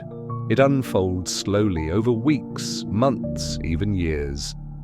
And what it offers in return is not a promise of supernatural power, but something far greater, a life rooted in truth, a nervous system that knows calm, a heart that knows how to feel, a body that becomes a home instead of a battlefield. That is the real secret. Not hidden power, but peaceful presence. The sacred middle path between hype and fear lies truth. Steady, powerful, real. Between the extremes of spiritual hype and spiritual fear, there is a quieter way, a path not often shown in headlines or trending videos. It doesn't promise miracles, it doesn't threaten chaos, it simply invites us to be present. The middle path is where truth lives. It honors the ancient while embracing the modern. It respects tradition without becoming trapped in it. And it moves forward with humility, not bravado. In this space, the breath becomes what it was always meant to be. A companion, a guide, not a weapon, not a badge of honor, but a quiet rhythm that helps us return to ourselves. On this path, we don't seek to awaken power. We seek to awaken peace. We use the breath not to escape the moment, but to enter it more fully. We meet the world with a calmer heart, a steadier mind, a body that breathes with grace. This is not the easiest path. It is not as shiny or loud, but it is real. And in a world full of noise where so many shout about what's spiritual and what's not, the real wisdom often whispers. That whisper can be found in a single breath, in the pause between inhale and exhale, in the space where nothing is forced and everything is felt. So if you find yourself confused, unsure who to trust, unsure what to believe, step back, sit quietly, breathe gently, not to become someone new, but to remember who you are. The middle path will meet you there, and it will not ask for anything more than your presence. Chapter 14. Daily rituals of power. Crafting a gentle daily breathwork practice anyone can follow. In the quiet hours before the world awakens, there lies a space, soft, still, and waiting. This is the space where the breath begins its quiet work. You don't need to climb a mountain or sit in a temple to access the power of ancient breath. You need only 5 minutes, a place to sit, a willing heart, and a breath you can follow without force.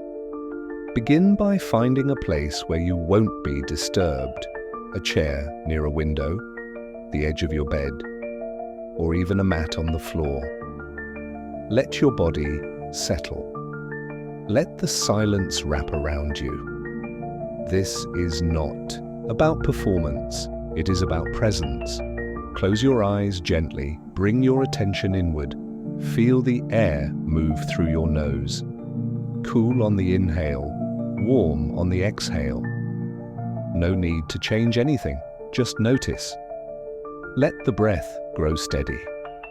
Count to 4 as you breathe in. Pause, then count to 4 as you breathe out. Like the tide, it comes and goes. This is the rhythm of life, quiet, constant, and deep. For 5 minutes, stay with this pattern. Inhale, pause, exhale, pause. If thoughts come, let them pass like clouds. Return to the breath. This simple practice is more than a routine. It is a doorway. Each breath invites the body to soften, the mind to slow, and the spirit to speak.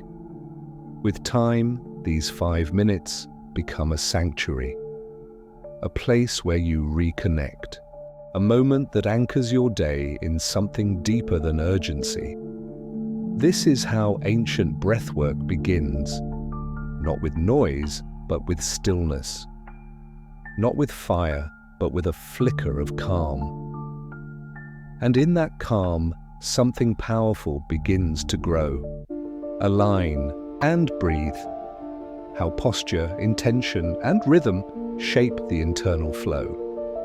When we breathe, we shape the inside of our lives. And yet, the outer body, posture, balance, and quiet attention plays a vital role in this sacred act. Start by sitting upright, not stiff, but lifted. Imagine a string pulling gently from the top of your head, lengthening your spine. Let your shoulders drop, your chest open, and your hands rest calmly on your knees or lap. This posture is ancient. It appears in cave paintings, temple carvings, and centuries-old scrolls. It is not about how it looks, but how it feels. The spine, when long and open, becomes like a flute.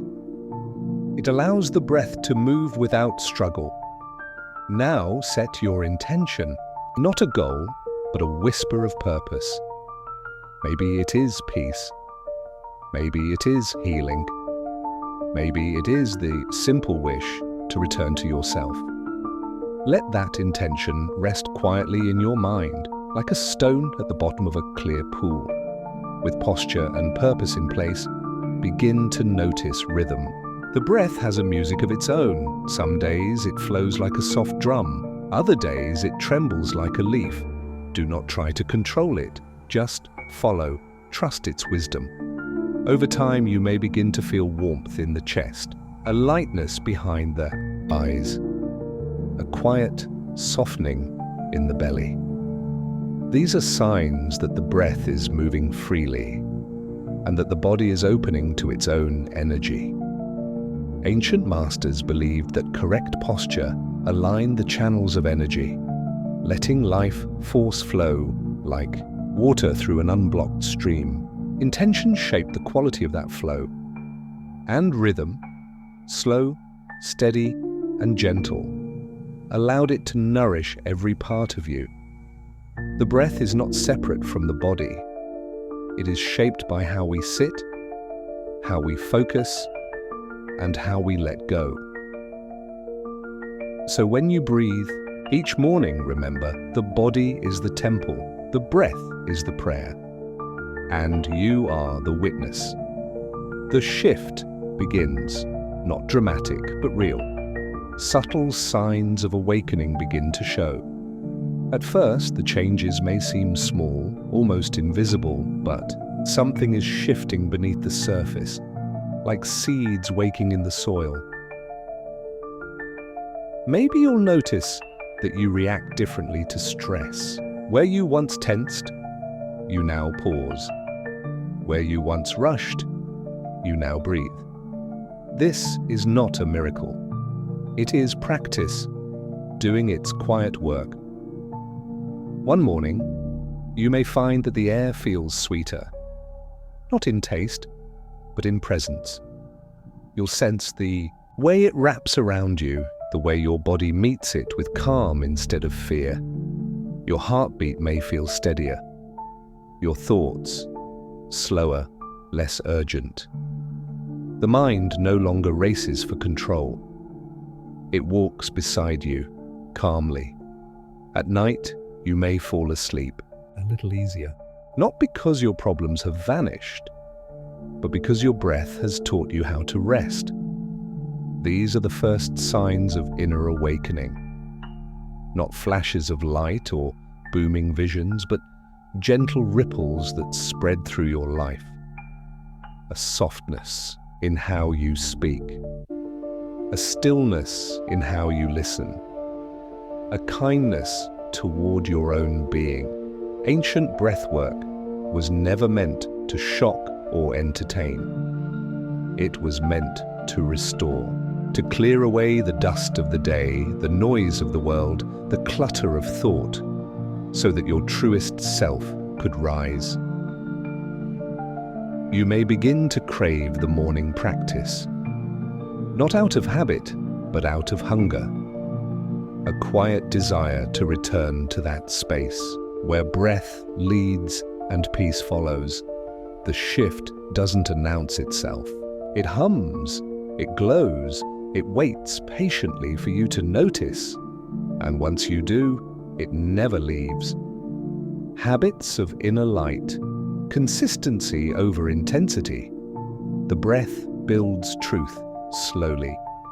In every spiritual tradition, the same wisdom returns. Consistency is more powerful than force. You don't need hours of breathwork to awaken change. You need daily devotion. Just a few minutes every day, like watering a plant or lighting a small lamp before dusk. These habits become more than routine. They become reminders. You breathe not because you have to, but because it brings you home. Some days the breath will feel shallow, others deep. Some mornings the mind will wander, other mornings it will rest. The point is not perfection. The point is presence. This is the path of inner light, not a blazing fire, but a soft glow that grows over time. You carry it with you throughout the day, in conversations, in choices, in how you meet joy and sorrow alike. Over weeks and months, this glow shapes your being. It teaches you how to pause before speaking, how to notice your body before it tightens, how to hear the quiet voice inside you, the one that knows, that feels, that guides.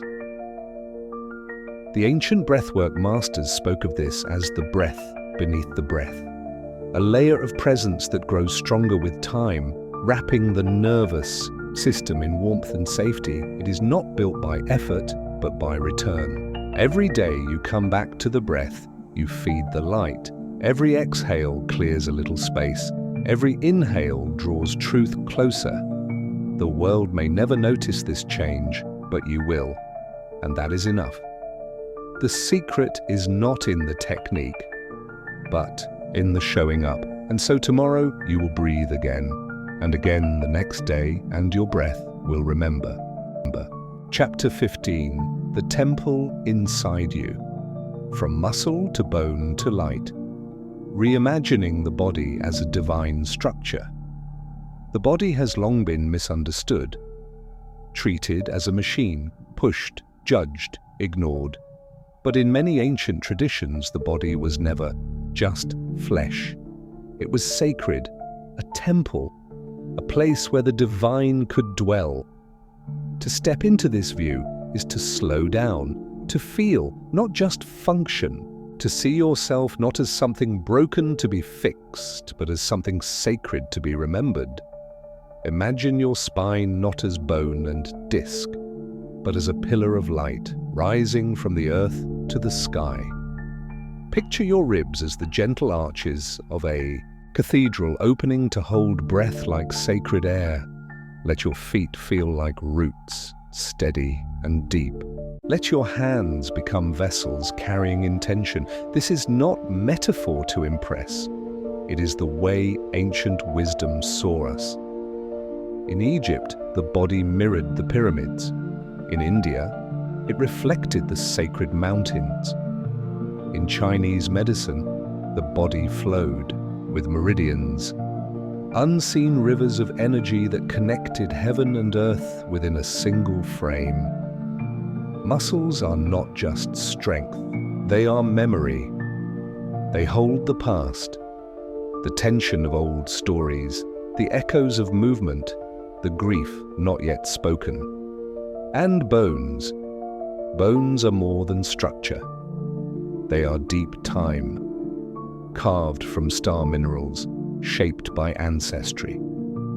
They carry you, yes, but they also remind you who you are, and within all of it moves the breath, the soft wind that touches every cell, the voice of life that moves without noise. Each breath is like incense in a sanctuary, what's rising, falling, cleansing. To honor your body is not vanity, it is devotion.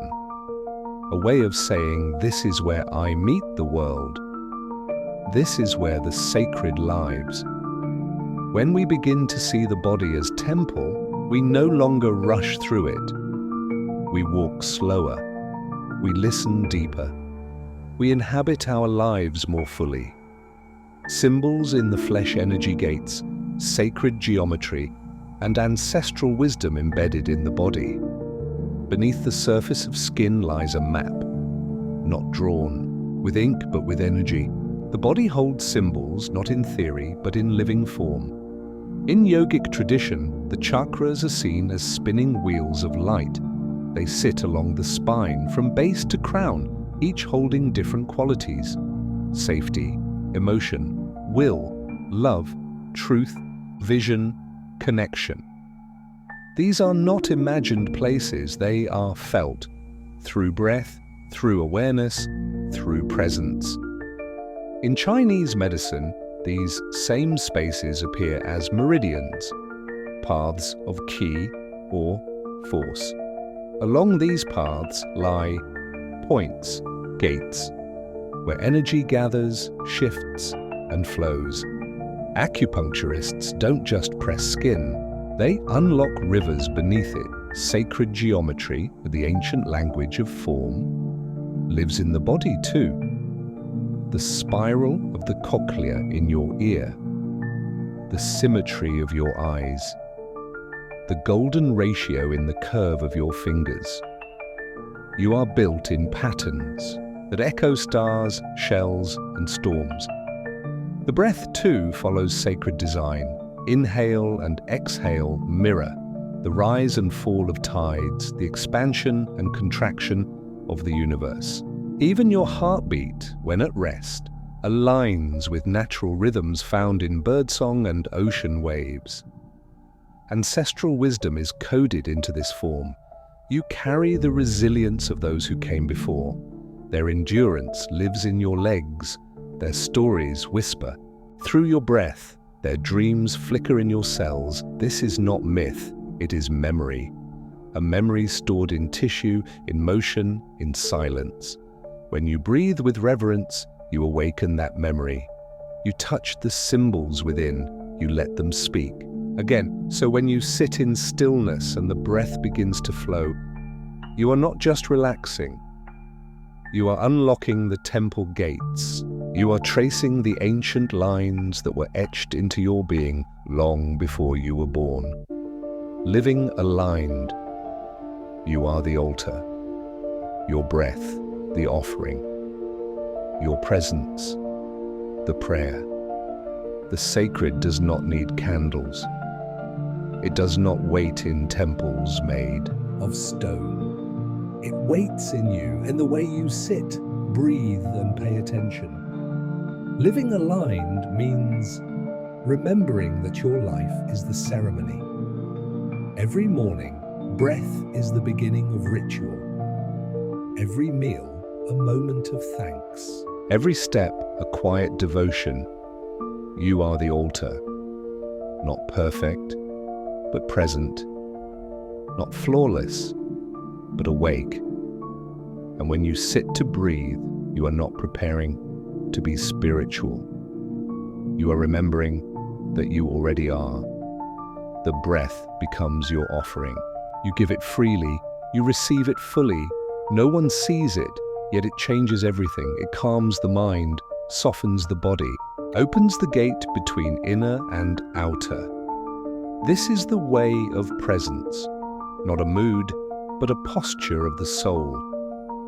It means choosing to arrive, to inhabit your body, to meet your life as it is, not as you wish it to be. When you breathe and stand in alignment, not just physical, but emotional, spiritual, something subtle happens. You become clear, like still water, like open sky. The noise inside begins to soften, and the light within begins to rise. The ancients said, when the breath flows smooth, the heart grows wise. They knew what modern life forgets. Alignment is not about control, it's about surrender, it's about trust, it's about making room for the sacred to move through you, not outside you, but through you. So when you sit each day and breathe with care, know this: you are the altar. Your breath is the offering, and your quiet presence is the prayer that reaches farther than sound. Remembering your design, you were never random. Your breath holds ancient architecture. There is nothing random about you. Your shape, your breath, your rhythm, all of it is part of an ancient design. You were not built in haste. You were carved by time, by lineage, by stardust. Every part of you carries intention. From the gentle curve of your spine to the pulse beneath your wrist, all of it echoes something older than words. Your breath, especially, holds this memory. It rises and falls with the same rhythm that shaped oceans. It expands your chest like wind fills sails. It knows when to pause, when to rest, when to return. When you breathe with presence, you do more than calm the body. You remember what you are made of. Not just blood and bone, but breath and light. You were designed to feel deeply, to live fully, to connect, not only with others, but with yourself. Ancient traditions didn't view the body as a mistake to correct. They saw it as a message, a scroll written in flesh, a temple carved from time. Even the struggles you carry, the tension, the heaviness, are part of that design. They point to places that need light. They are not shameful. They are invitations, so when you breathe, let it be a homecoming. A return to what is already inside you, not something you must earn, but something you must remember. You are not broken. You are not behind. You are not missing anything. You are a temple, a design, a breath that began long before your first cry. And when you pause, when you sit, when you breathe gently and listen, you return to that design. You touch the sacred that has always lived within you. You don't need to search for power outside. You were born with it inside. Chapter 16. The Fire That Remembers. Tapping into ancestral breath, cellular memory, and timeless wisdom. You are not just a single lifetime. You are a thread woven from those who came before. Their stories, their breath, their quiet strength. Inside every cell there is memory. Not just biology, but something older, something sacred. Ancient traditions across continents believed the breath carried more than oxygen. It carried memory, passed down from mother to child, from father to son, not just through genes, but through rhythm, through the rise and fall of breath that echoed across generations. When you breathe slowly with presence, you awaken those layers. You tap into the silent library stored in your body. This is where ancestral breath lives, not in the mind, but in the marrow, not in words, but in sensation. Your breath becomes a key, and with it, old doors open. In indigenous ceremonies, the breath was seen as a way to speak to the unseen. Elders taught that through breath, you could connect with the spirit of the land, the memory of the stars, and the whispers of your lineage. In Eastern traditions, breath was called prana, chi, ruach, all words for life force, but also for remembrance. A remembering not only of who you are, but of who you've always been. Your breath is not just yours. It is borrowed from a long line of breathers, warriors, weavers, midwives, poets. Their resilience hums in your lungs. Their wisdom waits in your spine. Their quiet fire, still burning, flickers behind your ribs. You don't have to know their names. You only have to breathe with reverence. And something ancient begins to stir. Not loud, not dramatic, but steady. Alive. The past is not behind you. It is within you. And when you breathe, you invite it home. Dreams. As data. How breath impacts dreams, intuition, and spiritual recall. In the silence of sleep, when the outer world dissolves, the breath continues, soft, steady, like a guide walking beside you through the dark. It is in this space between wakefulness and forgetting that the breath becomes something more than air. It becomes a compass. How you breathe during the day shapes what unfolds at night. Fast, shallow breaths signal a body in alert. But slow, mindful breathing, especially before sleep, tells the body to soften, to release, to open the gates to deeper knowing. Dreams in many cultures are not fantasy. They are messages, clues, mirrors, and breath helps you read them. Ancient dream workers believed breath influenced the clarity of dreams, and even which ones you could remember. In Egypt, sacred sleep was practiced in temples where initiates would lie still, breathing deeply, asking for guidance. In South America, elders taught that long exhales invited the ancestors to speak. Modern sleep studies confirm what the ancients sensed. Breathing patterns influence the brain's rhythm, and rhythm shapes memory, insight, and the strange bridges we walk in dreams. But dreams are not only about stories, they are sensations, a flicker of light, a forgotten voice, the feeling that something is trying to return to you, and often it is. Breath becomes the bridge between the seen and unseen, between memory and mystery. It doesn't force answers. It makes space for them, so when you breathe before sleep, slowly, evenly, you are not just relaxing. You are listening. You are opening a doorway to intuition, to messages tucked deep within, waiting for the quiet to rise. Some dreams you'll remember, some will vanish like mist, but all leave a trace.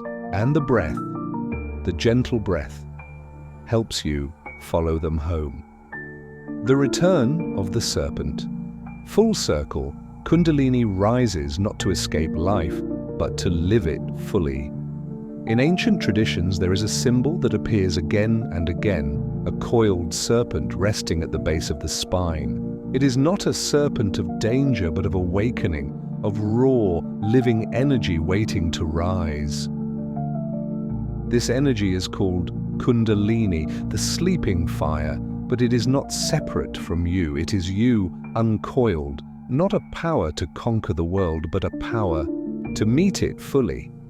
Breath awakens this serpent, not in a burst of lightning, but in a slow unfolding. Each inhale loosens the coil. Each exhale invites it upward. And when it rises, it doesn't make you more than human. It brings you back to being fully human. In modern times, we often chase escape. Out-of-body experiences, higher realms, hidden dimensions. But the true rise of Kundalini is a descent into presence, into the body, into now. The serpent rises, not to flee life, but to light it from within. It moves up the spine, through the heart, behind the eyes, and as it does, it brings awareness to every space we once ignored. It turns numbness into sensation, disconnection into flow. You begin to see with new eyes, hear with new ears, touch with new depth. The ordinary becomes holy, not because it changed, but because you did. This rising is not always easy. It brings fire. It brings tears. It brings the parts of us we buried. But with breath as the guide, the fire becomes gentle, cleansing, wise, and when the serpent reaches the top and it doesn't explode outward, it curves back down, full circle, not above the world, but within it, awake, alive. Kundalini is not an escape rope. It is a return, embers of evolution. Awakening doesn't Add, it reveals what you were before forgetting. So much of modern life tells us to add more. More skills, more steps, more noise. Even in spirituality, the path can become crowded with tools, methods, titles. But real awakening is not addition. It is subtraction. It peels away what is false. It strips back the noise. It reveals the clear, quiet truth that was always there, waiting beneath the layers. You don't become something new. You remember what you've always been. The breath, in its soft persistence, is the great revealer. With each inhale, it clears the dust. With each exhale, it says, let go. Let go of who they told you to be. Let go of what you thought you had to prove. Let go of the masks, the rushing, the ache to be seen. What remains is not empty. It is light. This light is not loud. It does not shout. It glows, it flickers, it warms. Like an ember tucked deep in the chest, ancient, alive and quietly waiting. You don't have to force it to grow. You only have to stop covering it. Breathe gently, sit still. Let the ember breathe with you. Over time it grows brighter, not with effort, but with trust, with presence, with the steady rhythm of showing up. And what it lights up is not a new self, but your real self. The one who was here before fear, before shame, before forgetting. The one who knows how to love, how to rest, how to live fully in a world that Often forgets how. That fire, the one you came in with, still burns. And through breath, it remembers itself. Chapter 17. Becoming the Breath. How daily life shifts when you breathe with awareness. walking, eating, speaking. When you begin to live with breath awareness, the world around you does not change, but how you move through it does. You walk the same roads, eat the same food, speak the same words, yet everything feels different, softer, slower, more alive. Each step becomes less about getting somewhere and more about feeling yourself arrive, again and again. As your heel touches the ground, you inhale. As it lifts, you exhale. It's not a technique, it's a rhythm, a return to the way your body was always meant to move. Even meals begin to shift. Food no longer feels like fuel alone. When you breathe before a bite, when you slow down enough to taste, to chew, to receive, eating becomes sacred. It becomes a way of saying yes to life. And speaking, once automatic, becomes intentional. The breath creates space between thought and word. You speak less to fill silence, more to share meaning.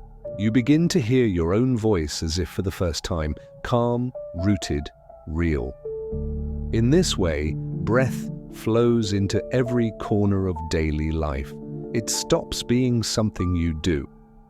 It becomes something you are. The busyness doesn't vanish. The to-do lists remain, but underneath it all runs something deeper. A current of calm, a quiet power. You begin to move as energy, not just effort. Flow replaces push. Presence replaces pressure. This isn't about being perfect or always peaceful. It's about being present. And the breath, the quiet, steady breath, makes that presence possible. When you live this way, even the ordinary becomes a form of prayer. No more reaction. The nervous system becomes regulated. You begin to respond instead of react. Is full of surprises, sudden news, harsh words, loud sounds, and for most of us the body reacts before we even think. Shoulders tense, breath shortens, heart races, but breath awareness changes that. The nervous system, long held in alert, begins to soften, like a shaken jar finally settling. You learn with time that you do not have to react. You can pause. You can breathe. And in that breath, a space opens, a space wide enough to choose your response. Science confirms what ancient traditions knew. The breath regulates the vagus nerve, the line between body and brain that controls how we respond to stress. A slow exhale tells the body, you are safe. A steady inhale reminds the mind, you are in control. With practice, this becomes your new normal. Someone cuts you off in traffic, and instead of gripping the wheel, you breathe. Someone speaks sharply, and instead of firing back, you feel your breath rise and fall like a shield of stillness. You are no longer ruled by the past, by old patterns, by fear, by reactivity. You are led by presence. This is not weakness, it is deep strength, the kind that does not shout, the kind that does not need to prove. It is the strength of someone who knows their center and returns to it again and again through breath. The world doesn't change. People still disappoint. Things still break. But inside, something new grows. Peace that doesn't depend on perfect conditions. With breath as your anchor, you begin to live not from the edges, but from the center. Every day, magic breath becomes the lens through which all experience transforms. There is a kind of magic that doesn't need spells or rituals. It lives in the way we pay attention, in the way we breathe through moments that once slipped past unnoticed. When you begin to see through the lens of breath, the world opens in quiet ways. A drop of rain feels sacred. The wind becomes a companion. Light through a window carries softness you never noticed before. It's not that life gets easier, but you get clearer, calmer. You begin to feel things more fully, not just the joy, but the sadness too. And even that sadness feels less like drowning, more like deep water you can finally float in. Small moments stretch into presence. A warm drink in your hands, the sound of your own footsteps, the gentle rhythm of your breath in a quiet room. Each one becomes a doorway to awe, not grand or loud, but enough to remind you that life is still beautiful. This is everyday magic, the kind that doesn't perform but transforms. It turns the mundane into sacred, the ordinary into meaningful. It reminds you that nothing is truly small when you meet it with full awareness. You don't need to change the world to experience wonder. You only need to change the way you breathe through it. Breath becomes your lens, your teacher, your way home to the moment. And in that moment, you remember. This is it. This is enough. Living from the center, centered, stable, fluid, breath becomes your anchor.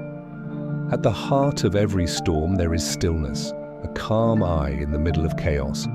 When you live with breath awareness, that stillness becomes yours, not just in meditation but in movement, not just in silence but in noise. You begin to live from the center. This center is not a place on a map. It's a way of being, a way of standing, walking, loving, speaking, all rooted in breath, all grounded in presence. When life pulls you sideways, as it always does, the breath brings you back. You feel the inhale, steady and sure. You follow the exhale like a thread leading inward. And there it is, your center, quiet, unmoved. You become less reactive, more responsive. Less hurried, more intentional, less scattered, more whole. The body begins to feel like a safe place to live in. The mind softens, the heart opens. You no longer seek peace somewhere else. You carry it. Even in conflict, you stay connected. Even in sadness, you stay grounded. This is not detachment. It is deep connection. Not floating away, but standing firm. A tree rooted in breath. Living from the center doesn't mean you never fall. It means you know how to return. Again and again. Gently, kindly. The breath leads you there, and when it does, you are not just breathing, you are becoming the breath. Chapter 18. Beyond the illusion. Illusions drop, clarity arrives. You see the matrix for what it is. There is a moment, quiet and subtle, when the world begins to shift, not outside of you, but within. It does not come with thunder or flashing lights. It arrives like a slow dawn where you do not even realize the darkness is lifting until you begin to see. This chapter begins there, in that soft unfolding. The illusion, so carefully built, begins to dissolve. It is not that the trees vanish or the cities fall. It is not that people change or systems crumble in an instant, but your eyes. They begin to notice what was always hidden in plain sight. From childhood, the world is painted in strokes of expectation. You are taught how to behave, what to desire, who to admire, and what to fear. You are given rules, roles, and rewards, and so, like many, you begin to wear masks. Not out of deceit, but survival. A smile when you feel numb. A silence when you ache to speak. You adapt, but then, perhaps slowly, perhaps all at once, the breath calls you back. Not the breath of anxiety or exhaustion, but the ancient breath. The steady, sacred inhale that stretches deeper than lungs, the kind that remembers what you forgot. And in that breath, something happens. The advertisements blur. The false urgency of the world, louder, richer, faster, begins to lose its grip. You stop chasing. You begin watching. And in watching, you start to see the matrix. Not a machine, not a screen, but a web of patterns, beliefs, behaviors, pressures, repeated and recycled generation after generation. You see how fear has been sold as wisdom, how overwork has been dressed as honor, how fitting in is praised more than waking up. You begin to notice how often people act without presence, how much of life is reaction, not intention. You watch gently, without judgment, as the illusion plays out, like a stage performance. And you, for the first time, step backstage. The breath becomes a lens, revealing what was hidden. The false urgency of productivity, the shallow chase for validation, the fear dressed up as ambition. You see how often people shrink to stay safe, how rarely they pause, and in that awareness, the illusion begins to fall apart. You do not need to shout or argue. You do not need to prove anything. You simply see. And once you do, it is very difficult to unsee sacred disobedience. You stop obeying fear. You stop shrinking. Breath makes you whole. To disobey fear is not to become reckless. It is not rebellion for its own sake. It is sacred, quiet, and deliberate. It is the kind of disobedience that does not require noise because it comes from knowing. For so long, fear whispered behind every decision. Don't speak. Don't fail. Don't shine too brightly.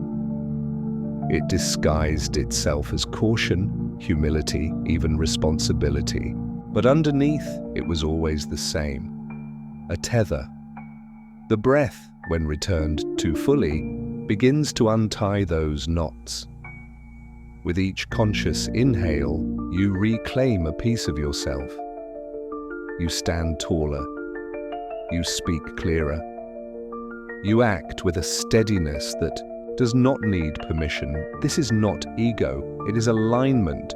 You are no longer performing a version of yourself to win approval. You are remembering the original blueprint, the one untainted by expectation. In this remembering, you begin to act differently. You pause before saying yes out of habit. You question the rush. You stop apologizing for existing in your full shape. There is power in this. Not loud, but unshakable. You do not need to shrink to be loved. You do not need to exhaust yourself to be worthy. You do not need to obey the fear that says, play small or you'll be alone. This sacred disobedience is gentle. You may still go to work, raise children, speak kindly, but the place from which you do these things has changed. It is no longer from scarcity or duty. It is from presence, wholeness. You start to make space in your day, in your body, in your choices. You leave the room when the energy feels wrong. You rest before collapsing. You trust yourself enough to say no, not from anger, but from knowing your limits. Fear still visits, of course. It does not vanish.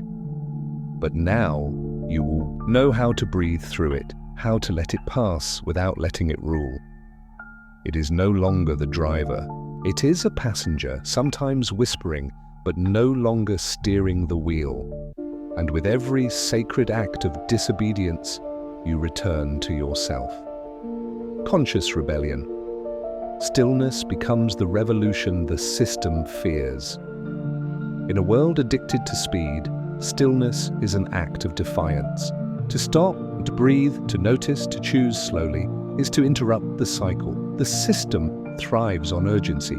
It needs you to move fast, react quickly, consume constantly. It wants you distracted, scrolling, comparing, worrying, because distraction is profitable. Exhaustion is obedient, but you start to slow down, and in doing so you begin the quietest rebellion. You wake before the noise. You sit with your breath. You listen, not to headlines, but to the soft rhythm within you. This is not idleness, it is active presence. It is choosing not to be swept away by every wave. The world may call you lazy, but stillness is not passivity. It is the soil in which clarity grows. It is where you begin to really feel your own truth. Without filters, without programming, you notice how the system feeds on insecurity, how it markets solutions to fears it helped create, how it trains people to seek outward rather than inward. But you break that loop. You stop looking for meaning in status. You stop needing constant input. You let silence return. And in that silence, something ancient awakens. You begin to walk differently, not rushed, but rooted. You look people in the eye, not to challenge, but to see. You speak slower. You laugh from the belly. You become the kind of presence that makes others pause too, not because you demand it, but because your energy invites it. This is the rebellion the system fears most, the awakened human, calm, clear, and connected. You no longer need to fight with noise. You move like water, gentle, strong, unstoppable. And in your stillness, others begin to remember their own. Truth that cannot be unseen. Breath opens eyes, and with it, responsibility. To live awake, once you see, you cannot unsee. It does not matter how ordinary life seems. The breath has changed the lens. You carry a different awareness now, a different standard for truth. You walk through familiar places, schools, stores, streets, and feel the unseen currents. You sense the fatigue in people's shoulders, the worry in their eyes. You recognize how many are waiting for permission, for rest, for something more, but you are no longer waiting. You are choosing. You do not claim perfection. There are days you forget, fall, hide. But even in those moments, a part of you stays awake. You remember the breath, you return, and in returning you carry a quiet responsibility to live in alignment with what you've seen. This does not mean preaching or correcting others. It means living honestly, acting from clarity, being a living example of what it looks like to walk awake in a sleeping world. You begin to make different choices. Not dramatic, but real. You spend more time in nature. You simplify your life. You care more about depth than performance. You protect your energy like sacred ground. And sometimes others notice. They ask why you seem calm, why you don't rush, why you don't crumble in chaos. You do not offer a formula. You simply breathe because now you know. The breath is a portal. It anchors you to the present.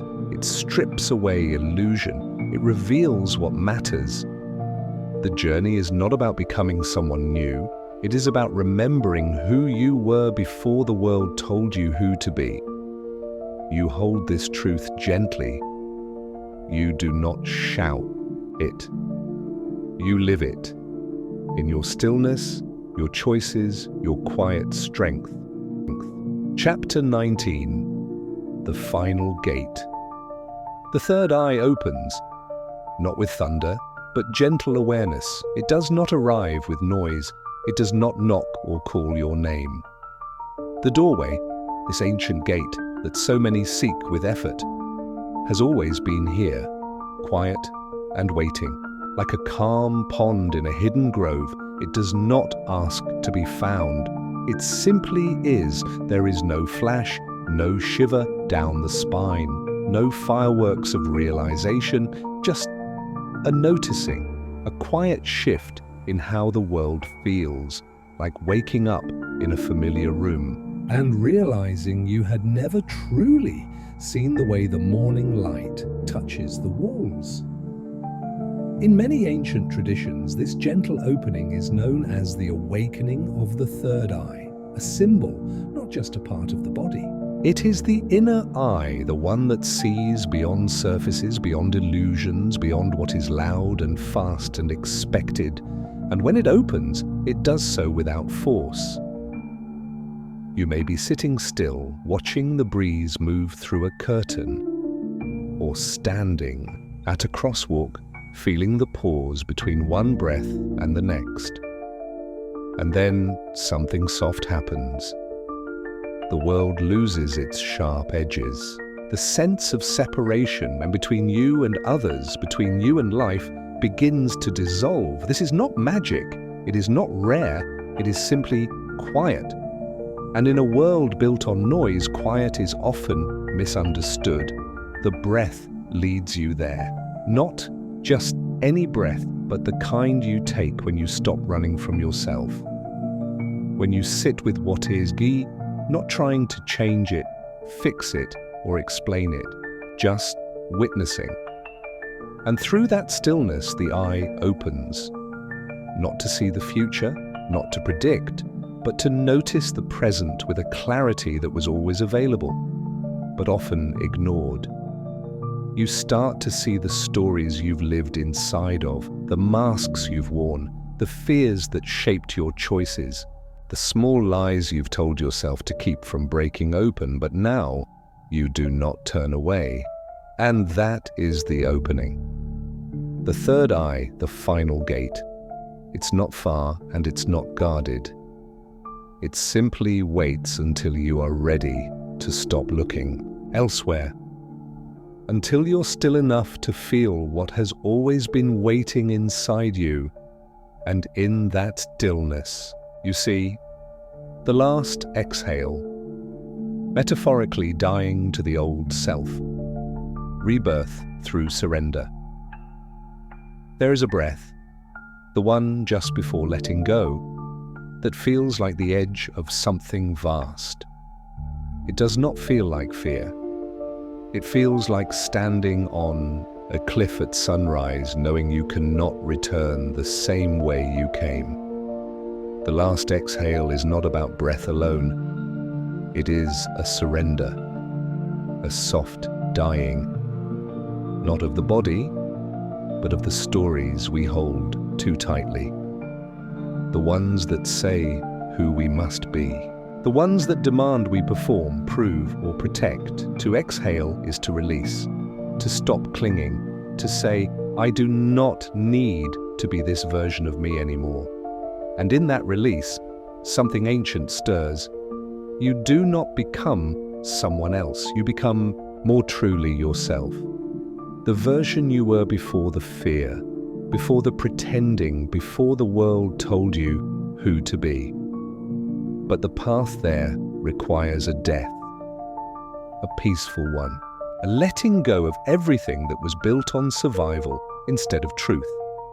The old self, shaped by duty, by doubt, by performance, begins to fade. And in its place rises a quiet knowing.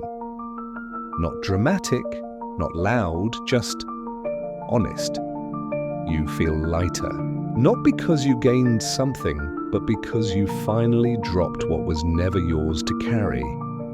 It might feel like nothing has changed, and yet everything has. You might walk the same streets, see the same faces, but you walk differently. You see differently. You no longer react from fear or pride or habit. You respond from stillness, and in this space the world responds too, not always gently, but clearly. You may lose things, the roles that no longer fit, the relationships that depended on your old self, the approval that once held you hostage. But you will not miss them for long, because what rises in their place is peace, and peace is not the absence of pain. It is the presence of something deeper. This is the rebirth. Not as someone new, but as someone finally whole. And it begins with that last breath, the one that says, I'm ready to stop hiding. You exhale and become. Peace becomes the power. True power isn't force. It's stillness that cannot be shaken. In a world that confuses volume with truth, stillness can seem like weakness. But stillness is where the real power lives. Not over others, not dominance, not control. True power is the ability to stay centered when the world spins, to stay rooted when everything around you shakes.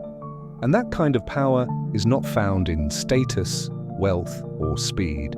It is found in peace, the kind that comes from knowing who you are beneath the noise.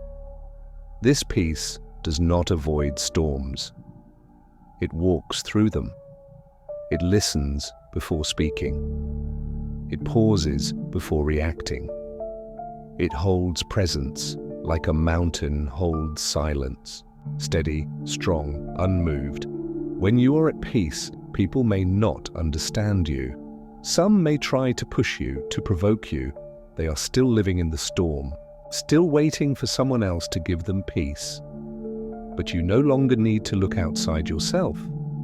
You have stopped needing permission. You have stopped chasing approval. You have learned that it is better to be aligned than admired. This doesn't mean life becomes easy, but it does become honest.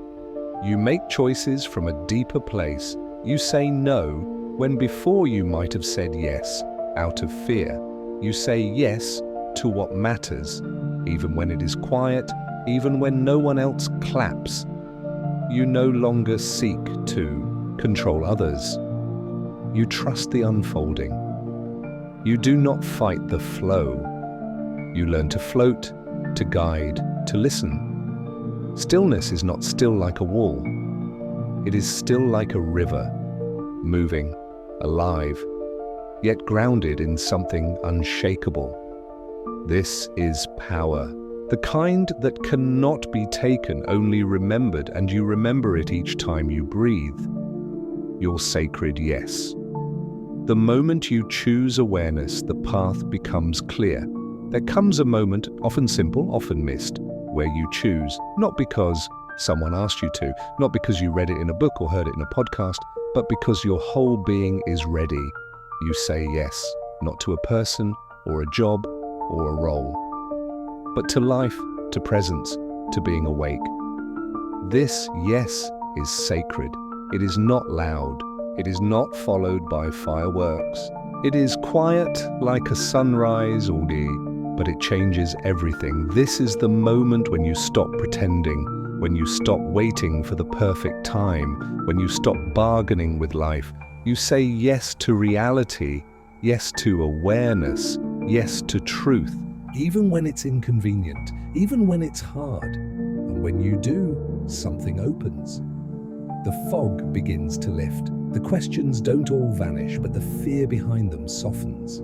You begin to move not from pressure, but from clarity. This is the path. It is not marked by certainty, but by trust. Not paved with guarantees, but lined with presence. You will still face challenges, but you will meet them differently. Not as problems to solve, but invitations to grow. You begin to live from alignment. You speak with gentleness, not to be liked, but because it is true. You act with courage, not to impress, but because it is needed. And this life, this quiet, sacred life, begins to reshape the world around you. not through force, not through fame, but through quiet, steady being. The final gate does not open once and stay open. It is a choice you make again and again. With each breath, you return. With each pause, you listen. And with each yes, you come home. Home. Chapter 20, a breath that never ends. Each breath, a spiral of renewal. No longer something you do. It's who you are. There is a rhythm that began before you were born. A gentle rise and fall, a quiet tide moving through your chest. It was not something you had to learn. It arrived with you. Silent, unseen, but essential. The breath, at first, it was simple. Inhale, exhale, again. A quiet partnership between body and life. But over time, the world began to ask more of you. Deadlines, distractions, dreams that pulled you further from the present.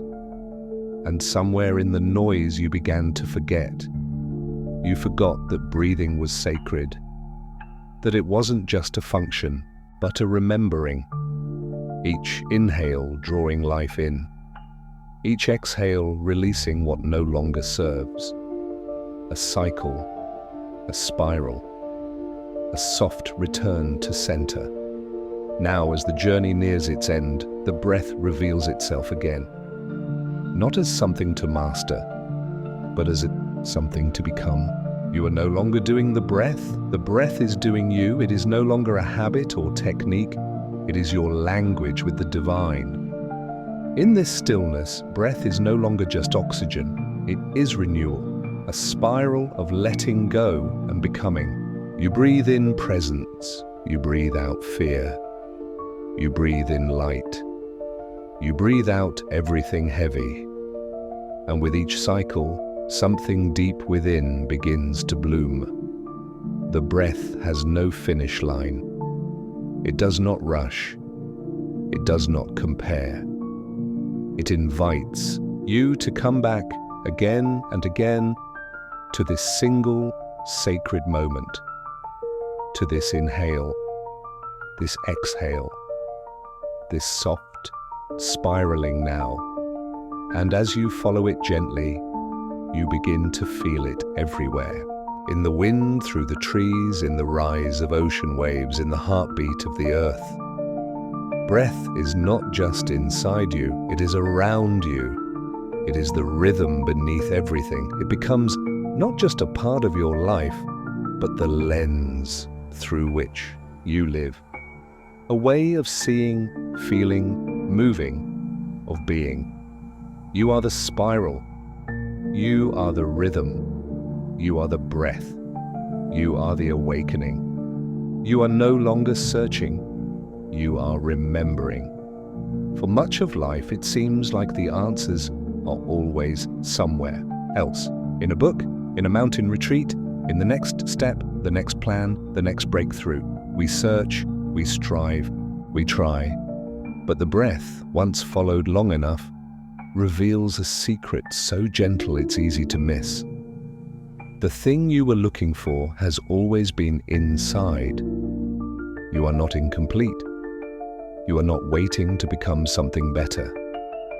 The awakening you sought was not a destination. It was a remembering, and now you remember. You remember who you were before the doubt, before the masks, before the pressure to be more, do more, prove more. You remember what it feels like to simply exist without explanation, to sit in stillness without guilt, to feel enough without effort. There is no ceremony, no applause, just a quiet shift, like waking up from a long, restless sleep and realizing the morning sun was always shining. You just hadn't opened your eyes, and when you do open them, truly open them, the world looks different. Not because it changed, but because you have You no longer need to chase peace. You are the peace. You no longer seek light.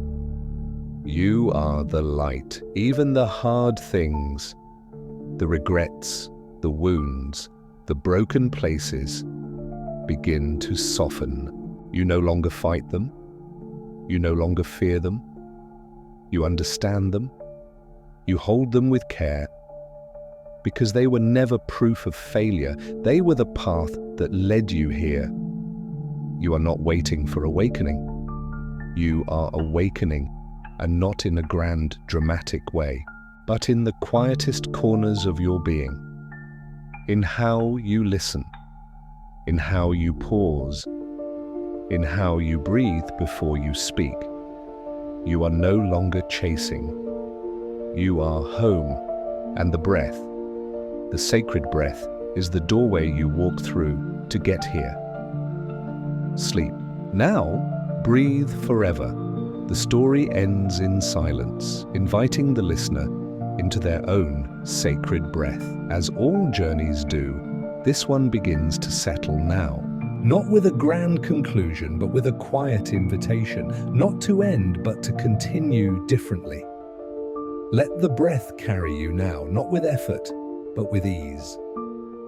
Let it move through you like a river through soft soil, shaping, nourishing, never needing to be forced. Sleep is near, not as an escape, but as a return to the place within you that never needed to understand everything. A place where stillness speaks louder than answers. There is nothing more to do now, no more thoughts to organize, no more questions to chase. Just this breath, just this moment, just this slow, soft release. Let the body grow heavy. Let the shoulders drop. Let the jaw unclench. Let the mind drift, not away from yourself, but deeper into yourself, into the place where peace has always lived, patiently, quietly, waiting. Let the breath guide you there. Inhale through the nose, soft, deep, slow. Exhale through the mouth, even softer. Let the rhythm become your rhythm. Let the story fade. Let the silence speak. This isn't the end, it's the pause between chapters. The space between the inhale and the exhale. The breath will stay with you, even in sleep. It will hold you gently, rock you softly, whisper you into dreams, and in that sacred space between waking and sleeping, you will not be alone. The breath will stay, the stillness will stay, the remembering will stay. So rest now and breathe forever, echoes in the silence. Even in sleep, your breath remembers what the soul never forgot. Sleep arrives like a tide, soft, steady, inevitable. And in its embrace, the breath continues, slow, deep, eternal. You may no longer hear the words, you may no longer feel the room, but the breath remembers. It remembers the silence beneath the thoughts. It remembers the rhythm of the stars, the hush of ancient forests, the pulse of oceans moving beneath moonlight. And more than anything, it remembers you. Not the you shaped by tasks and titles, but the quiet you, the true you, the one that always existed beneath it all. Even now, as you drift, your soul is listening. Not with ears, but with presence. Not to stories, but to something older. Something sacred. The breath carries it, a lullaby older than language, a rhythm older than time. This is the breath that held you in the womb. The breath that will guide you through every dawn, every dusk. It does not need effort. It does not need praise. It simply is, and in the quiet of sleep, it sings. It sings of stillness, of surrender, of softness. It sings of home, and though your eyes may close and your body may rest, something within you opens. A remembering, a breath that never ends. Peace that cannot be broken. A silence that echoes forever.